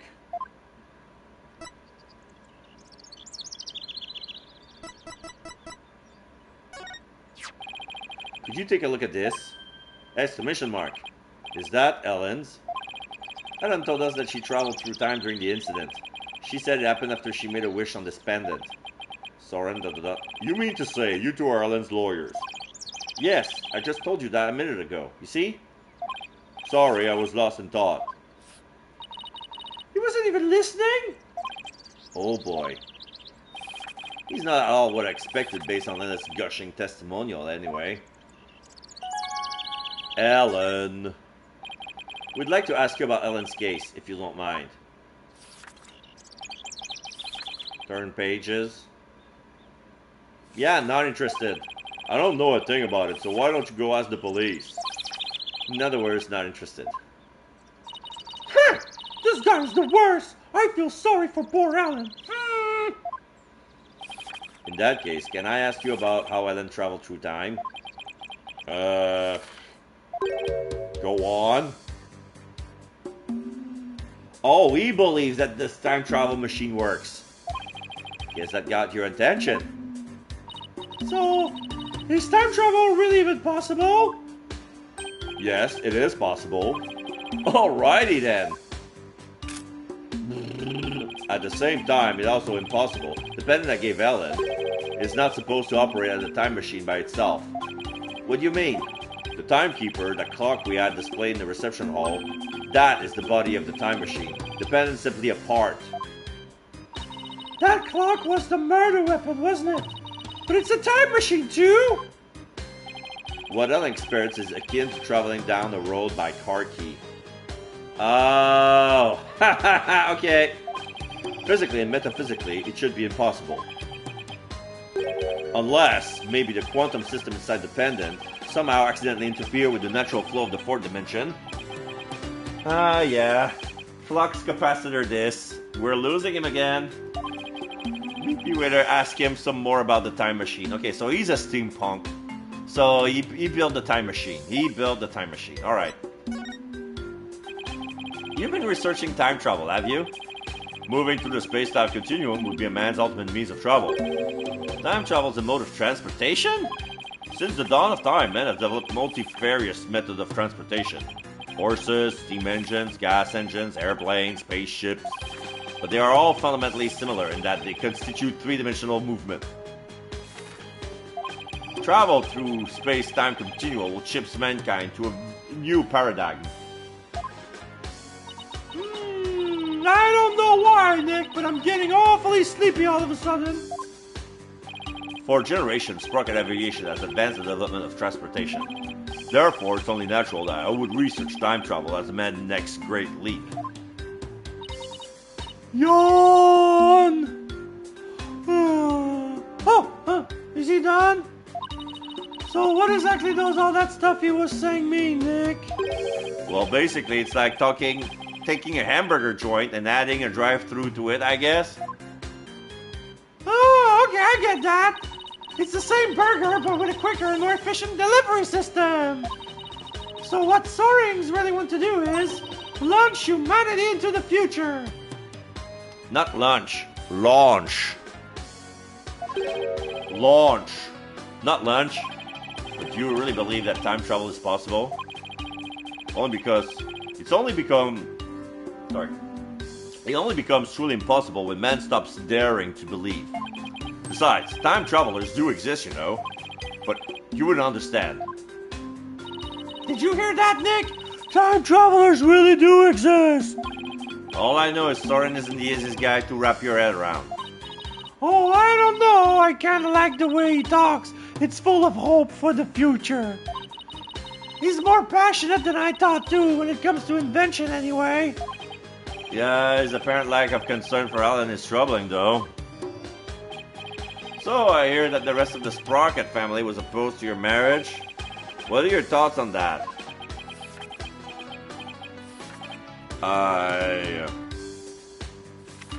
He doesn't give a fuck about the marriage. Master Soren. Oh. Okay, so this guy looks like try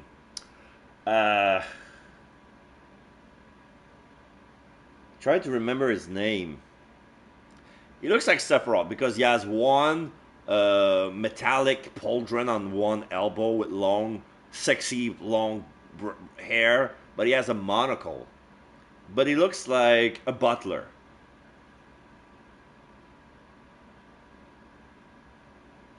So he remembers also the cyberpunk scientific guy back in Greatest Attorney 2. And I forgot his name. I think his name was Olden. The guy who was trying to the grave digger who made a cyborg out of himself. Okay, young Master Soren, is it time for the meeting on next term's project? What is this? Daydreaming about your inventions again? Tut tut tut. You are the future president. You must consider the business side too. So this face screams culprit. Oh, the pauldron is a robot. He has a radar. It is I. I found Soren. Send the car over at once. So yeah, this is a walkie-talkie. Soren ... I'm not interested. Oh, Master Soren, you do give me quite the headache at times. Clock. Pocket watch. It has 4-pronged red star on it. In any case, your attendant is waiting. Please go to him now.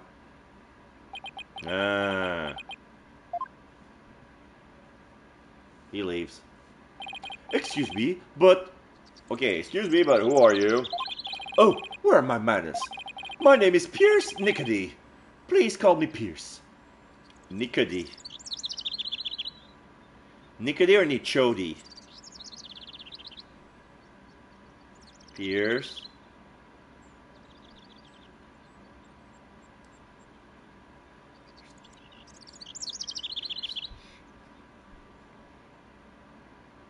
Pierce Nichody. I'm gonna say Nickody until Pierce Nickody. Please call me Pierce. I am the Sprocket family butler. Nick! A butler! I didn't know they actually still existed. I thought they were just on TV and stuff. And who might you be, if you don't mind my asking? Oh, I'm Phoenix Wright, Alan Wyatt's lawyer. And I'm his assistant, Maya Fey. I'm a spirit medium. Oh, So it is you. I am most grateful to you for taking out Miss Ellen's defense. You have my sincerest thanks. Don't mention it. So hey, speaking of the case... Oh, one moment please. Pocket watch. Wow, what a beautiful pocket watch. Oh, this?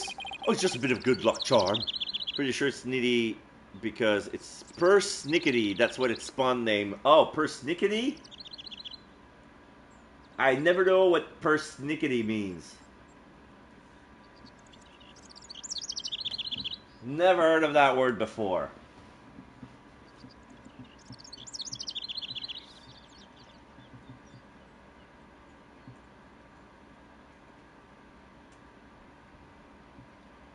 Placing too much emphasis on trivial or minor details. Fussy. Oh, okay. It's a butler.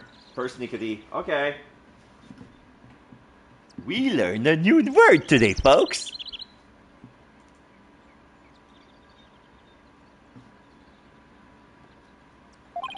That's one expensive good luck charm. But I guess it makes sense, knowing the time is pretty important in his line of work.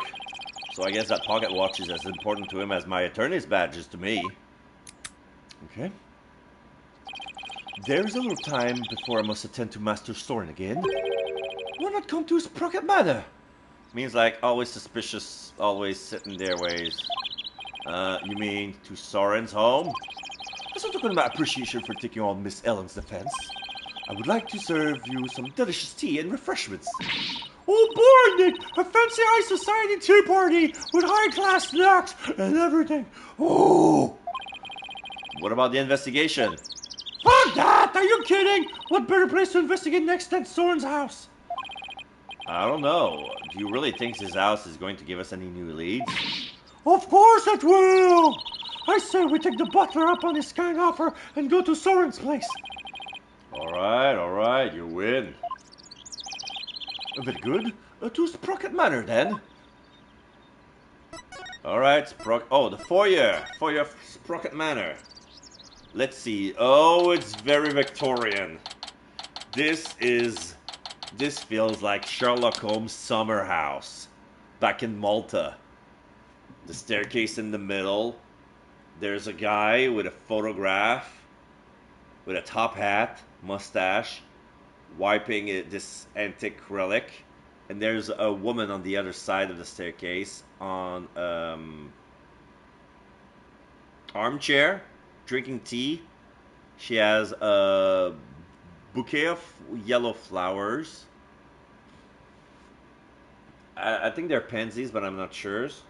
And there's old-timey radio. Like, everything screams Victorian era.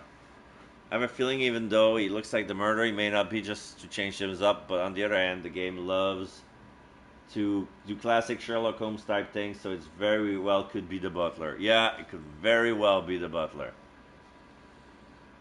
So there's the lord, the lady, and the maid. The new maid. Sprocket Manor for you. Wow! This place does not disappoint! Oh, I'm so excited! Whoa, slow down, Maya. The mansion isn't going anywhere. Now then, we won't have to worry about anyone untoward eavesdropping here. I think you wanted to ask me some questions. That's why you invited us here? To ask questions without being eavesdropped? I'm sorry to have tricked you like this, but this is a murder after all. I couldn't talk openly about it in public and risk sullying the Sprocket family's reputation. And I was really looking forward to all those fancy snacks. There, Maya. Don't cry. This Pierce guy is one shrewd man. Hey Nick, look at that cute vintage radio. Radio? Oh, that thing over there under the stuffed bull's head? Oh, there's a stuffed bull's head. And there's a working propeller's engine.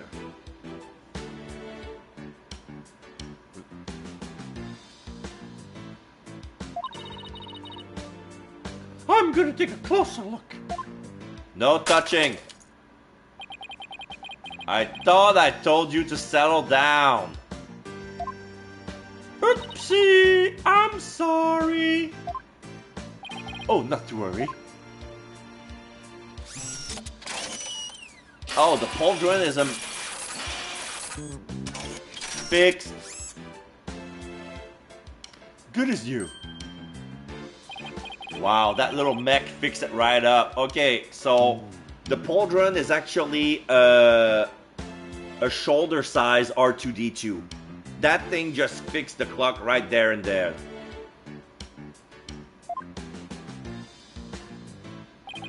I am not only the butler, but I'm also Sprocket Aviation's repair department director.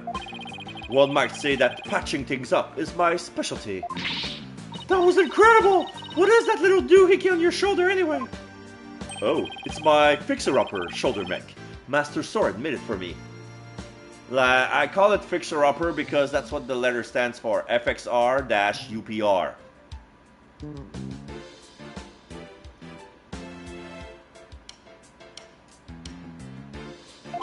It has too many features and functions to effectively enumerate at the moment, though. Too many features and functions to effectively enumerate at the moment. That's so cool! I wish I had one of those! Fixing things is a simple matter. But fixing people is a different matter. Even a skilled physician can't bring back the dead.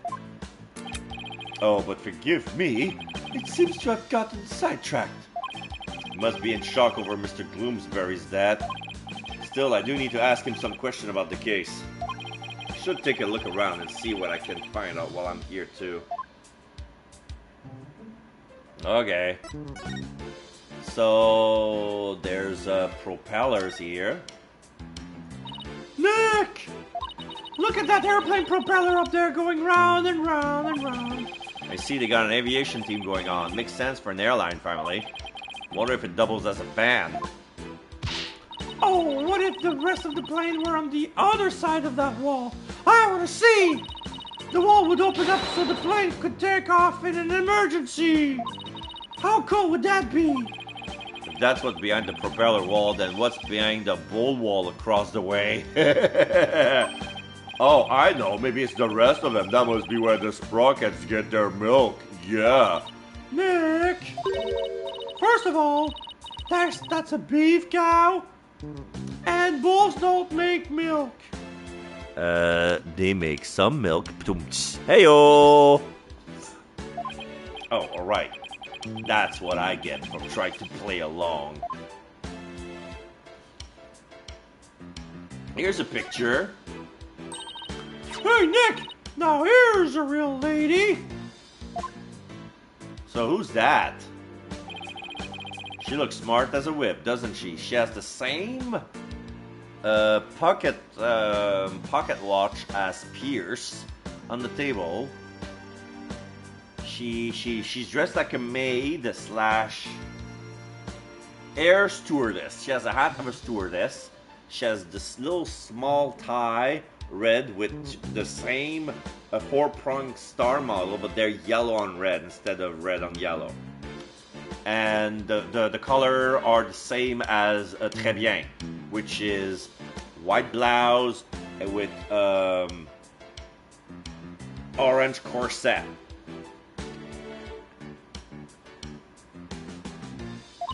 I wonder who she is. We didn't see her on the airship. That is Selena Sprocket, Soren's elder sister. beautiful and capable she was, a great lady. Soren's sister. I think I see the resemblance. Maybe I'll show Pierce this photo later and ask him about later. Selena Sprocket photo added to the court record. Photo of Soren's older sister. Looks like it was taken in some kind of office. But they talked to her in the past tense like she's no longer there. Let's talk to the man. Oh, are those pictures of the wedding reception? Yes, I took them with my trusty camera here. Oh, do you mind if we have a look at that photo? Be my guest. I'll take as long as a look as you would like.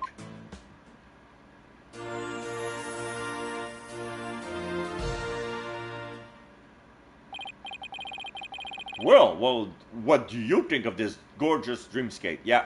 So here we have the wedding ceremony. So the fog machines is working. There's a lot of fog. They're going at a low level. Like it's a fog machine and it makes a mist that stays at the knee level. All the guests are clapping. I don't see Larry in the picture. Although he should be here. There's Pierce in the back, standing next to the glowing. Oh, in this picture, the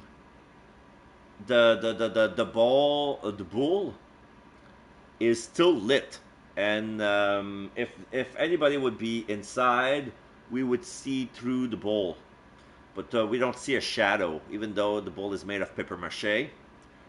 Pierce is standing next to this bowl. There's yeah, it's the night sky. The reception was between 7 and 10 p.m. on September, so it would make sense that it's a starry night. And we cannot see the eyes of the guests, but they look like they're clapping. And we see in the middle, yeah, Ellen with her yellow bouquet. And she's holding Soren, who's wearing a pale beige tuxedo with a red sleeveless shirt, white shirt, yellow bow tie, no hat. They look handsome. A thick fog billows across the room, making it look like as if the couple were working on clouds.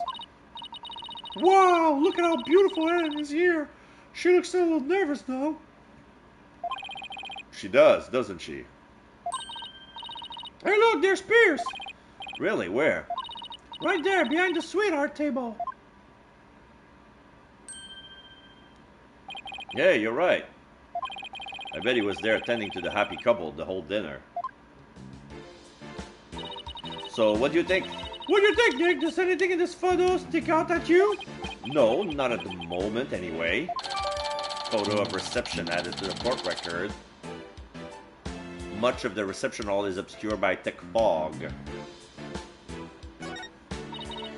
Nick, if Ellen really did travel back in time, do you think this photo is of the second reception? You know, after the time jump? I wonder. Excuse me, sir. Yes, can I help you? Ellen told us she traveled back in time. Would you happen to know anything about that? Oh, no, I haven't the foggiest idea what you're talking about. He clammed up faster than a clam. There's something on the floor. Excuse me, but there's a card there on the floor. Well, look at that. It's a Flying Chapel keycard. The Flying Chapel? What areas on the Flying Chapel requires a keycard, if I may ask? Yeah, foggiest idea. Mostly areas what we want to keep the public out of, such as the staff room and the hold, which is chock full of machinery. So you can't enter those areas without a keycard. That's right. This one here belongs to Ellen. Wait, what's Ellen's keycard doing here? Did Ellen come back here after the incident occurred? I don't believe so, and she was arrested by the police straight away this morning. Although, there was a strange man with a gaudy jacket in there earlier. Was that man wearing a beret by any chance? Oh yes, he was, as a matter of fact. He was also wearing sunglasses and a fake mustache. You don't say. I knew it. The only question is, what was he doing here? So we cannot give the keycard back to Ellen yet. Alright. So she does not have her keycard on her. So that may prove as... yeah, that's Larry. Yeah, that was Larry. When something smells, it's always the butts. So this is Ellen's bouquet, right there. Oh, it's the bridal bouquet. Hey, Nick, how about I throw it? And you try to catch it. Why? Why me? Just because. I I bet you would look hilarious flailing around trying to grab it. But doesn't tradition dictate that it's the ladies that goes after the bouquet? Who cares? Just catch it! Here! Think fast! Ow! You threw that right at my face! Oh, you don't want to catch that bouquet, trust me. Why not? They say it's bad luck to catch the bouquet of the marriage that doesn't last. But I already caught it. Whoops! Too late now, Hodik! Dot.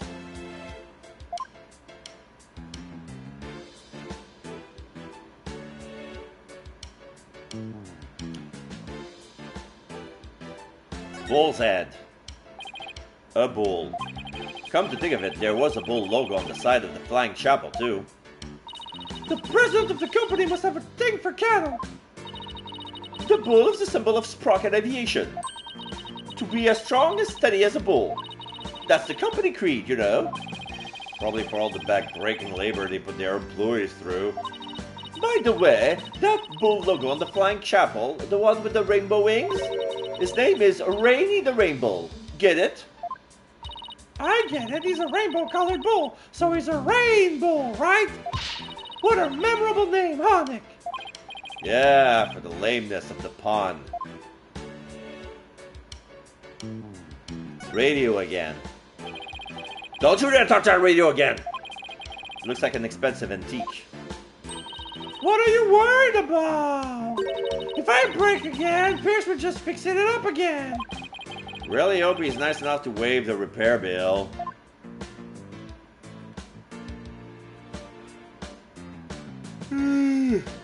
Sorry?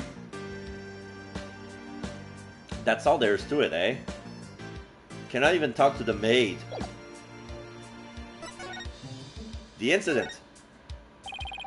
About the incident Miss Ellen was arrested for. Do you think she did it? Well, I can't prove it yet, but no, I don't think she could have done it. I guess you could call it a gut feeling.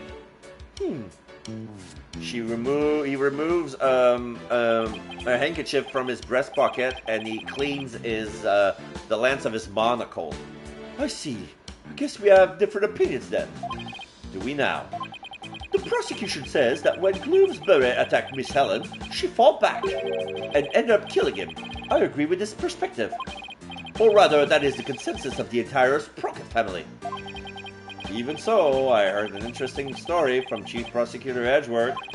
I heard that the Sprocket family had tried to pressure the prosecutor's office into burying this case. Wipe it up again? I fear you are mistaken. All we sought was merely a legal consultation.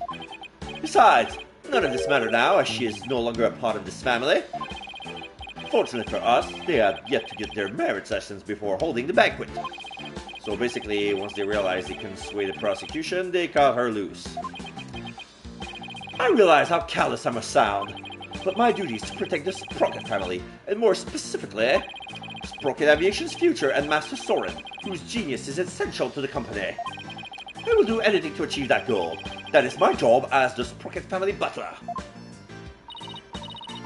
You know, I think Pierce and Mr. Edgeworth would get along really well, don't you think? Yeah, I could easily picture Edgeworth with a butler. Oh, and by the way, I suppose I should tell you about this as well. It's about when the members of the extended family and I discovered a crime. Time travel. Did Ellen say anything to you about traveling through time? Wiping monocle? She must have been delirious. There is no need to take such a claim seriously. See what I mean? Very persnickety. Soren himself said that time travel was possible, though. So, Master Soren said that? Breast pocket. It sounds like he is still stuck in the past. He's psychologically stuck, I take it. Okay. So, hopefully, so either we're gonna have Athena as an assistant in the in the defense bench, and we're gonna have a therapy session with Soren to debunk time travel, or that shit is real and everybody except the defendant is gonna debunk it. Okay.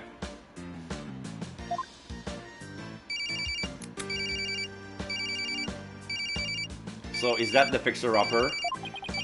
Excuse me? Yeah, it's the fixer-upper. Antenna. What is it? Mm-hmm. I see. He must have an earpiece on the right here we cannot see. Why the heck am I smelling coffee? Everyone in bed. Hello, Misty. How you doing? You're smelling coffee right now?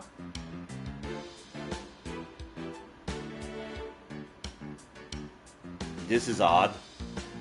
I've taken some caffeine, but it's not coffee. It's a sugar-free energy drink. Zero sugar. Cherry lemonade. Cherry limeade. Cherry lime flavor. Coffee smells so good. I believe I told you the madam will be having milk tea. Still, have lemon slices at the ready just in case. We must not disappoint her, understand? You sure are busy. On the day's work. I have some energy drink in tubs. I mix it with water, sparkling water. Yeah, good. Still, we really do need Master Soren to start focusing on the business side of things soon. Could you tell us about that thing you mentioned about Soren's past? There is something in Master Soren's past that he wishes he could change. Please forgive me. This isn't something I should be sharing with strangers. Still, a good strong cup of coffee is wonderful. Yeah. Yeah, so basically, the elder sister died, and I believe Soren built a time machine to bring her back. But it only brings them... The time machine only works, like, brings them back all towards, you know, the wedding day. Or everything is just baloney. Now, I really want to know what Soren's still hung up on. Discovering the crime. It was sometime after the reception. Some of the master's relative and I went to clean up the reception hall, and that is when we saw it. A woman standing in front of the victim with the bloody murder weapon in her hand. It was none other than Miss Ellen. But Pierce, it wasn't what it looked like. That's right, she just happened to find the body. I do not know what Miss Ellen has told you, but what we witnessed was unmistakably the moment immediately after the deed has been committed. And that is what I told the police who came in response to my call. I see. So Pierce was the one who reported it to the police, huh? So can we present any evidence? Dependent? Master Soren made the timekeeper as a symbol of their love for each other. A symbol now tainted with blood. I can only imagine how shocking this must be for Master Soren. But surely Soren believes it in the woman he loves. Master Soren has the future of sprocket navigation to think about. You're right, he's starting to look more and more like the murderer. Yeah. He cannot afford to let his personal feelings affect his judgment. That's awful. You might think so, but that's the kind of responsibility he must bear. All because he's in line to be the next president, huh? Sounds like he's not going to be easy to find out how Soren really feels about anything.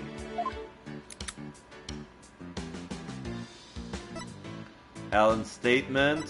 The timekeeper. Master Soren made the timekeeper as a symbol of their love for each other. A symbol now tainted with blood. Okay, so it's the same thing.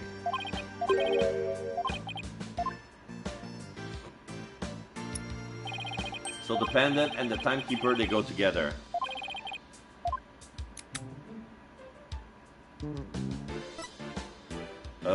Broken lantern. Oh, setting up for Sprocket photo. Pierce. The woman in this photo is Soren's older sister, Selena, right? I don't think we've met her yet. Yes, about that. He seems hesitant all of a sudden. If you wouldn't mind. If you wouldn't mind, sorry. Could you tell us about her? Okay. Alright, very well. She's a big part of Master Soren's past, after all.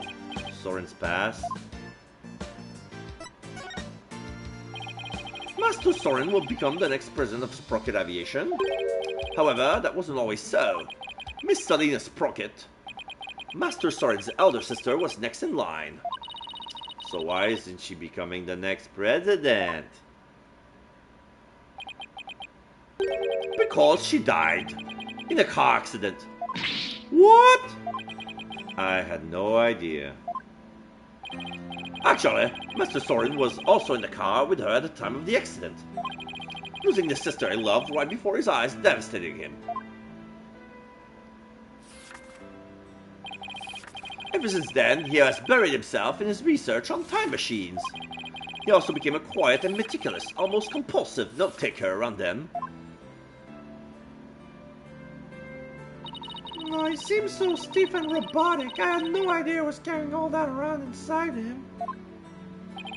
Master Soren has abandoned the company business and spent all this time on invention. Oh, as the family butler, I am truly concerned. I believe it is high time he let go of the past. Hey, Nick, what are you doing here? Larry. Oh man, Edgy gave me a heck of a hard time. Larry, what are you doing here? I came to promote my new character, Cupidglet. I was hoping Sprocket Aviation would do some kind of tie-in with me for it. Wow, I didn't know Larry was such an aggressive businessman. You can learn a thing or two from him, Nick. Why don't you promote your agency to them? Now's not exactly the time for that, in case you haven't noticed. See? And this is why you'll never be rich. Actually, Larry, I've been meaning to ask you something. You were down the Flying Chapel yesterday, right? Huh? Was I? What were you doing there? Nothing. Whatever it was, I bet it wasn't anything to be proud of, but never mind that. I still have my Magatama on you if you lie to me, I swear to God. Did you say anything that had to do with the case? Scratch that. Let's start with, you weren't involved in this case, were you? Oh, I lost my mustache. He's sweating bullets. Larry. I'm sensing a Magatama, a Cyclops coming in.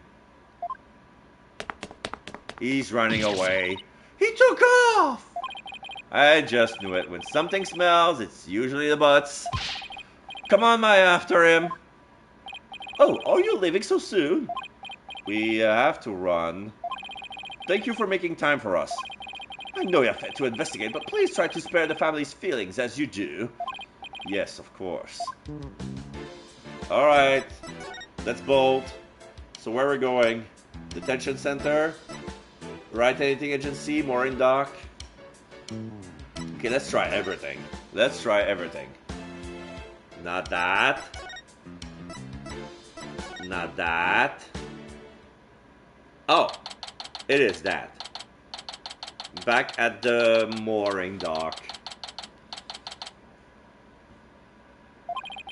There he is. Hey, Larry. It's not what you think. Hey there, friend. Fancy meeting you here. There's nothing fancy about it. All we did was follow you.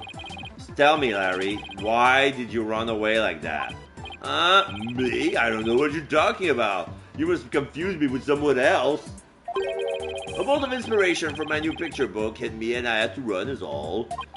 It was like Cupiphany, you dig? Okay, sorry, I'm gonna bring a tablet, sorry. I have too much acidity coming back up. Be right back.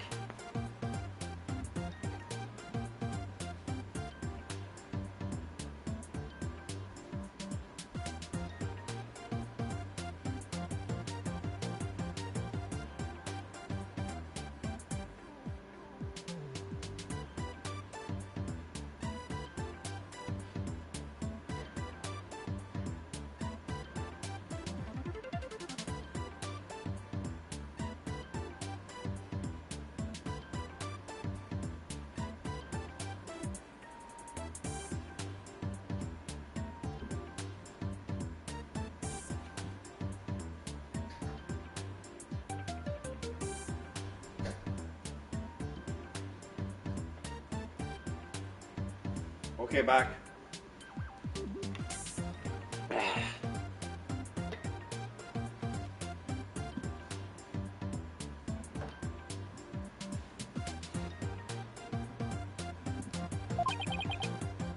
Right.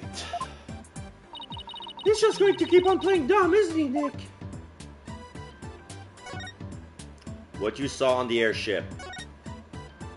Come on, Larry, I know you were on the airship, so what did you see?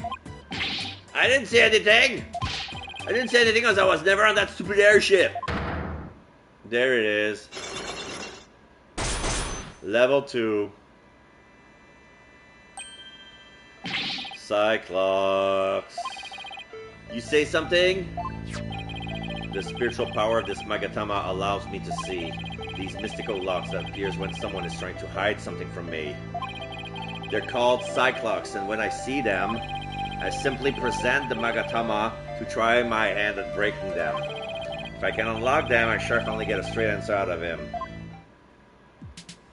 Take that!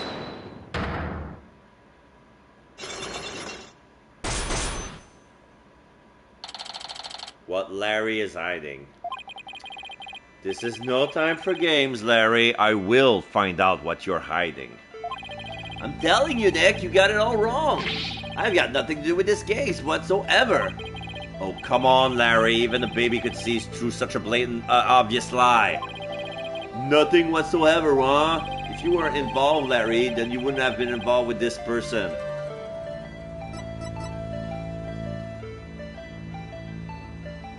Ellen Wyatt. Take that! You're the one who brought Ellen to my office in the first place. And all of those cops. I have no recollection of that. Nothing to do with the case whatsoever. Isn't gonna cut it this time, Larry. If you have to lie, at least do a better job of it.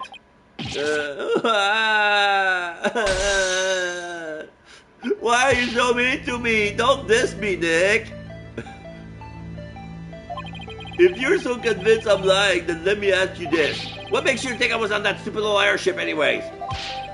Let me see some proof, if you got any. Doubling down, are you? Fine. You want proof, Larry? Here's proof that you were on that fucking airship. Your business card wallet. Take that! Uh-oh. This is your business card wallet, isn't it, Larry? I found it in the reception hall. Yeah. Time to come clean, Larry Butts. What exactly are you hiding? No fair. All right. You got me. I'll tell you everything. Unlock successful. This was not the first time we found them doing this phase. It's not gonna be the last. Come on, what you saw on the airship? What were you doing on that airship anyway? Well, I went there to deliver the welcome to our wedding sign they ordered from me. I didn't know you took on real jobs like that too. Well, for your information, my wedding welcome signs are very popular on the internet. And that's how you met Ellen. Uh-huh. I mean, I'd seen her in the photo for the welcome sign, but seeing her in person, the way she smiled at me and said, "Thank you," I felt like I'd been hit by lightning. And that's when you fell in love with somebody else's bride, huh? So, were you invited to the reception?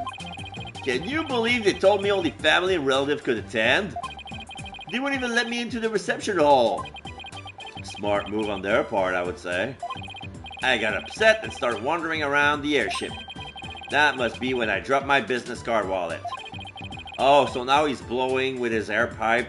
Okay, so he has a ping pong ball and he making it blow by blowing on his air pipe, on his smoking pipe.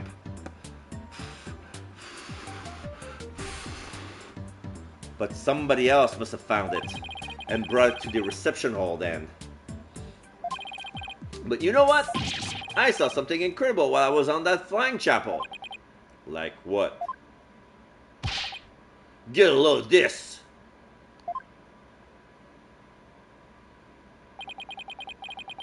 What the heck is this? So here's a drawing made by Larry It's a cabin, and there's a window, round-shaped window. And on the other side, we see a shadow of something that looks like a pterodactyl with yellow triangular eyes. And usually when Larry draws something, it's not as it seems. It's always from his perspective, and he always twisted this. So it's probably some evidence, but right now it's not what Larry thinks it is. What the heck is this? What do you mean, what is it? What is this? Isn't it obvious? It's a drawing. I sketched a picture of one of the cabins on the airship. So what's so incredible about a cabin? Look at what's outside the window. It's one of those flying dinosaurs, a real-life pterodactyl.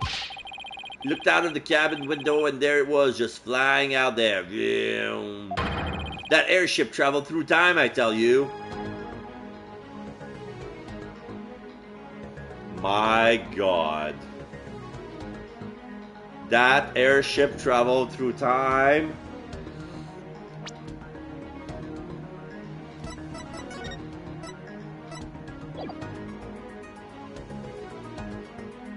No, you know what this is? I know what this is. I'm looking at it right now. What he saw was during the storm is a part, because the map of Sprocket part has been broken into 4 parts. One of the parts of the lake looks like a pterodactyl. Like, if we break the part into the way they are now, like, the bench broke the map, and it's been flying around it. So what he saw was the part of the map. So we need to check the weather forecast to see when was the wind that struck. That way we can tell, like...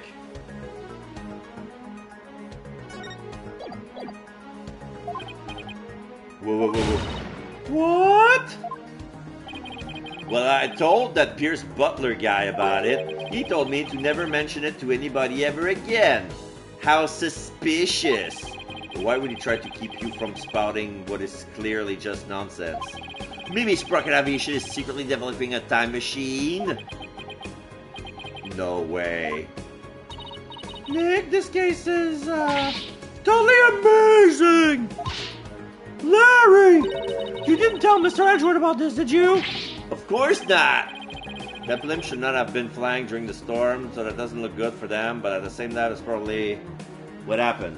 Well, right now, the blimp, when it's stationary, is still floating. He's at 15 feet above the land. So, even if there was a strong gust of wind, a piece of the map that broke off and flew, like, it would have been perceived from the windows of the blimp, judging from where they are on the design. Like on the first floor, I mean, not on the top floor, on the reception hall. So it's one of the cabins. Let me check. Yeah, the cabin is on the ground floor, so he wasn't one of the cabins, so it was the perfect height for a piece of the map to be blown away. Of course not, Edgy would just roll his eyes and think I was off my rocker. I didn't even tell him I was wandering around on the airship. I told him I met Ellie at the mooring dock and we ran away together. Yeah, I can see Edgeworth's eyes rolling raw out of his head as he heard about this. Larry's drawing added to the court record. A drawing Larry made from inside the cabin. It shows a pterodactyl flying outside the window. I'm not saying that's not what happened. I'm saying that the airship was not making a smart move by flying. Yeah. And St. Elmo's fire caused the internal wiring to snap and then it blew up. St. Elmo's fire was a name of a blimp, right? So Larry also experienced the time slip somehow. But how is that possible? Hey Nick, I'll be taking my card wallet back now if you don't mind. Business card wallet swiped back by Larry. Oh yeah, this is for you. What is it? It's a picture of the hold. I took it when I was wandering around the airship. Okay, so now we can see the maids carrying trays. We can see the bull and the cow. Oh. Okay, so now they're different. Okay, so this is another thing. You know what? They're gonna make us think that the second Pegaball came from the time travel thing. So the second Pegaball traveled along with Alan. Because here we see the Hindenburg is the name of the blimp. St. Elmo's fire was it is basically when the lightning bolt struck on the outside. It caused the latex on the outside to start kind of smoking a little bit. Nobody knows this because it's like a slow burn. So when the blimp made those turn during the storm, it snapped those wires. When it landed, it blew up and killed all those people. So everybody was fine. So as soon as the thing wouldn't land, it wouldn't blow up. Is that what you're saying? But they couldn't not see it. Like they landed like. So yeah, here we see the Pega cow. The Pega cow was there during the preparation. We see Ellen taking notes. She has a notebook. There are maids. Oh, the flowers. Those weird flowers, they're there. So this is the hole. There's some machinery. There's the flying thing. And there's the bouquet. So you know what? The murder happened in the hole.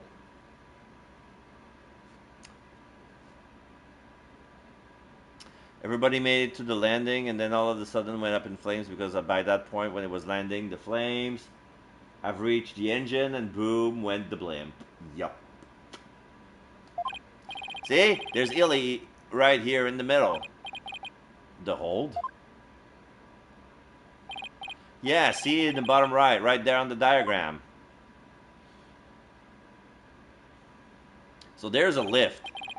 Okay, so the lift, it was probably for the catering. So the hold was basically where the kitchen is. So all the stuff from the wedding came from the hold. And then it was lifted up to the Vista deck and then into the reception hall. Unless they took the elevator. Okay, so now I know where the hold is, but what was Ellen doing there? Well, they were using it as a prepping area for the reception. I see, and around when did you take this? Before the reception, so I took it while Ellie was getting everything ready. So this was taken before the incident occurred. I don't know if it'll be of any help, but thanks for this anyway. Photo of hold that had the court record. Oh, this is perfect. This is perfect. Photo of the hold, stealthily taken by Larry. Ellen can be seen near the center. This was taken before the incident. Before the ceremony, basically. By the way, Larry, I heard that the door to the hold is controlled by a security system. So how did you get in there? That's a trade secret, can't tell you. And the hits just keep on coming. Well, I guess that's basically a wrap on the investigation. Not quite, Nick. I want to meet Alan too. That's right, you haven't met her yet, have you? Okay, let's head over to the detention center then so you can say hi. Alright, so we're gonna give her back back to the detention center. So we're gonna wrap everything up with our client. And this is a perfect time after that to adjourn today's stream. 4 hours, 4 hours. Okay, this is perfect. September 21st, detention center visitors room. No, why? Please understand that this isn't... Oh, please understand... Oh, wait, what was that voice? Please understand that this is in Master Soren's best interest. Sounds like Ellen's busy talking with someone. Yeah, Pierce is here. The next president cannot be married to a criminal. It will disgrace Sprocket Aviation. Miss Ellen, I need you to forget about this marriage. That would explain why we found the key card on the floor, because I think we know whose key card he stole to get in there. Yeah. Pardon us. If it isn't Mr. Wright. So, their marriage is definitely off. There is no other choice. We cannot have a criminal in the family. For the sake of Master Soren and the Sprocket family, this is what is best. No. In that case, what if Nick here proved Ellen's innocent? Then you wouldn't have a criminal in the family, right? Exclamation mark. I suppose you're right, but I'm afraid that will be impossible. That's not true, not for Nick. He may look like a nobody, but he can do some pretty amazing things. I don't take cases unlightly, so rest assured I will prove our innocence. Mr. Phoenix Wright, I understand your name is quite well known in the judicial world, for better or for worse. Pierce, I want you to promise me this. If I can prove Ellen's innocence, then you won't stand in the way of Soren and Ellen's marriage. Very well, but not even the most talented lawyer in the world can change reality itself.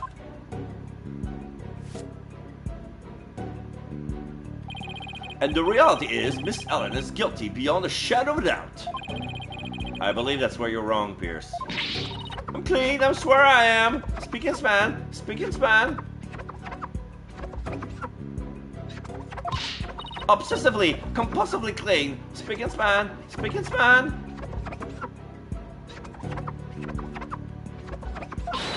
Just as clean as pure as this pure white dress. Speaking span, speaking span.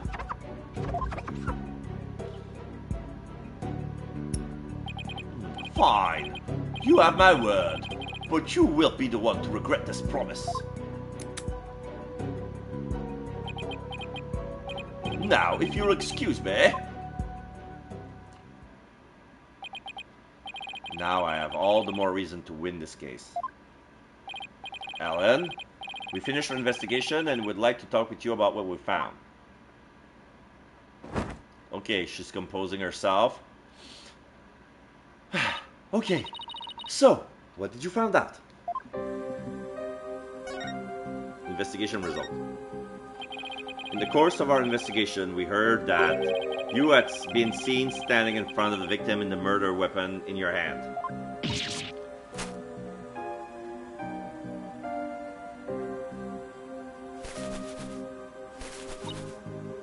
That wasn't what it looks like! It's true I was holding the murder weapon. But when I found him, he was already dead. I panicked.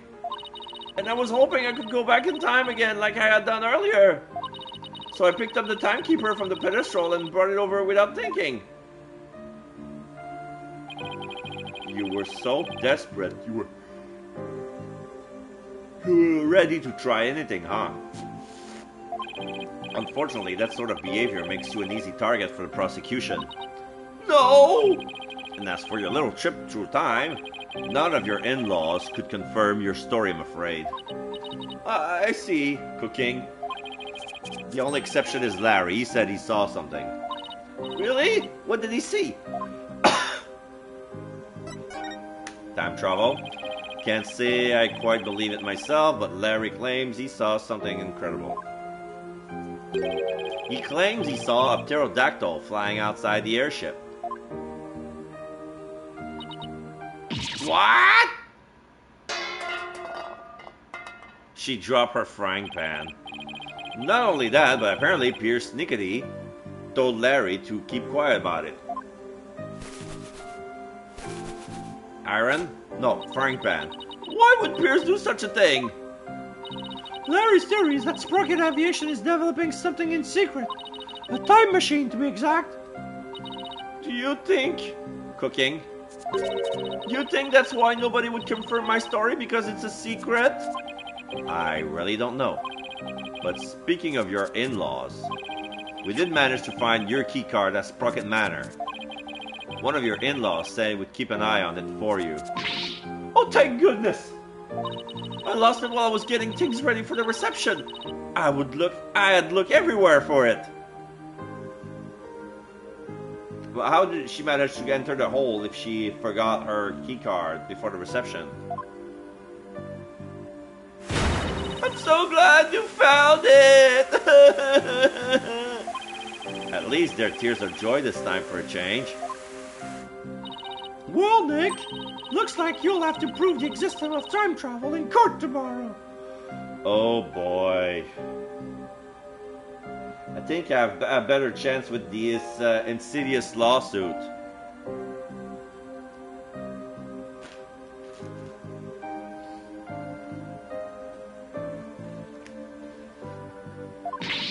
That's right, I swear that while Mr. Gloomsbury was being killed, he was busy traveling back through time. Great, with stodgy skeptic Edgeworth at the helm for the prosecution tomorrow, we're really gonna have our work cut out for us.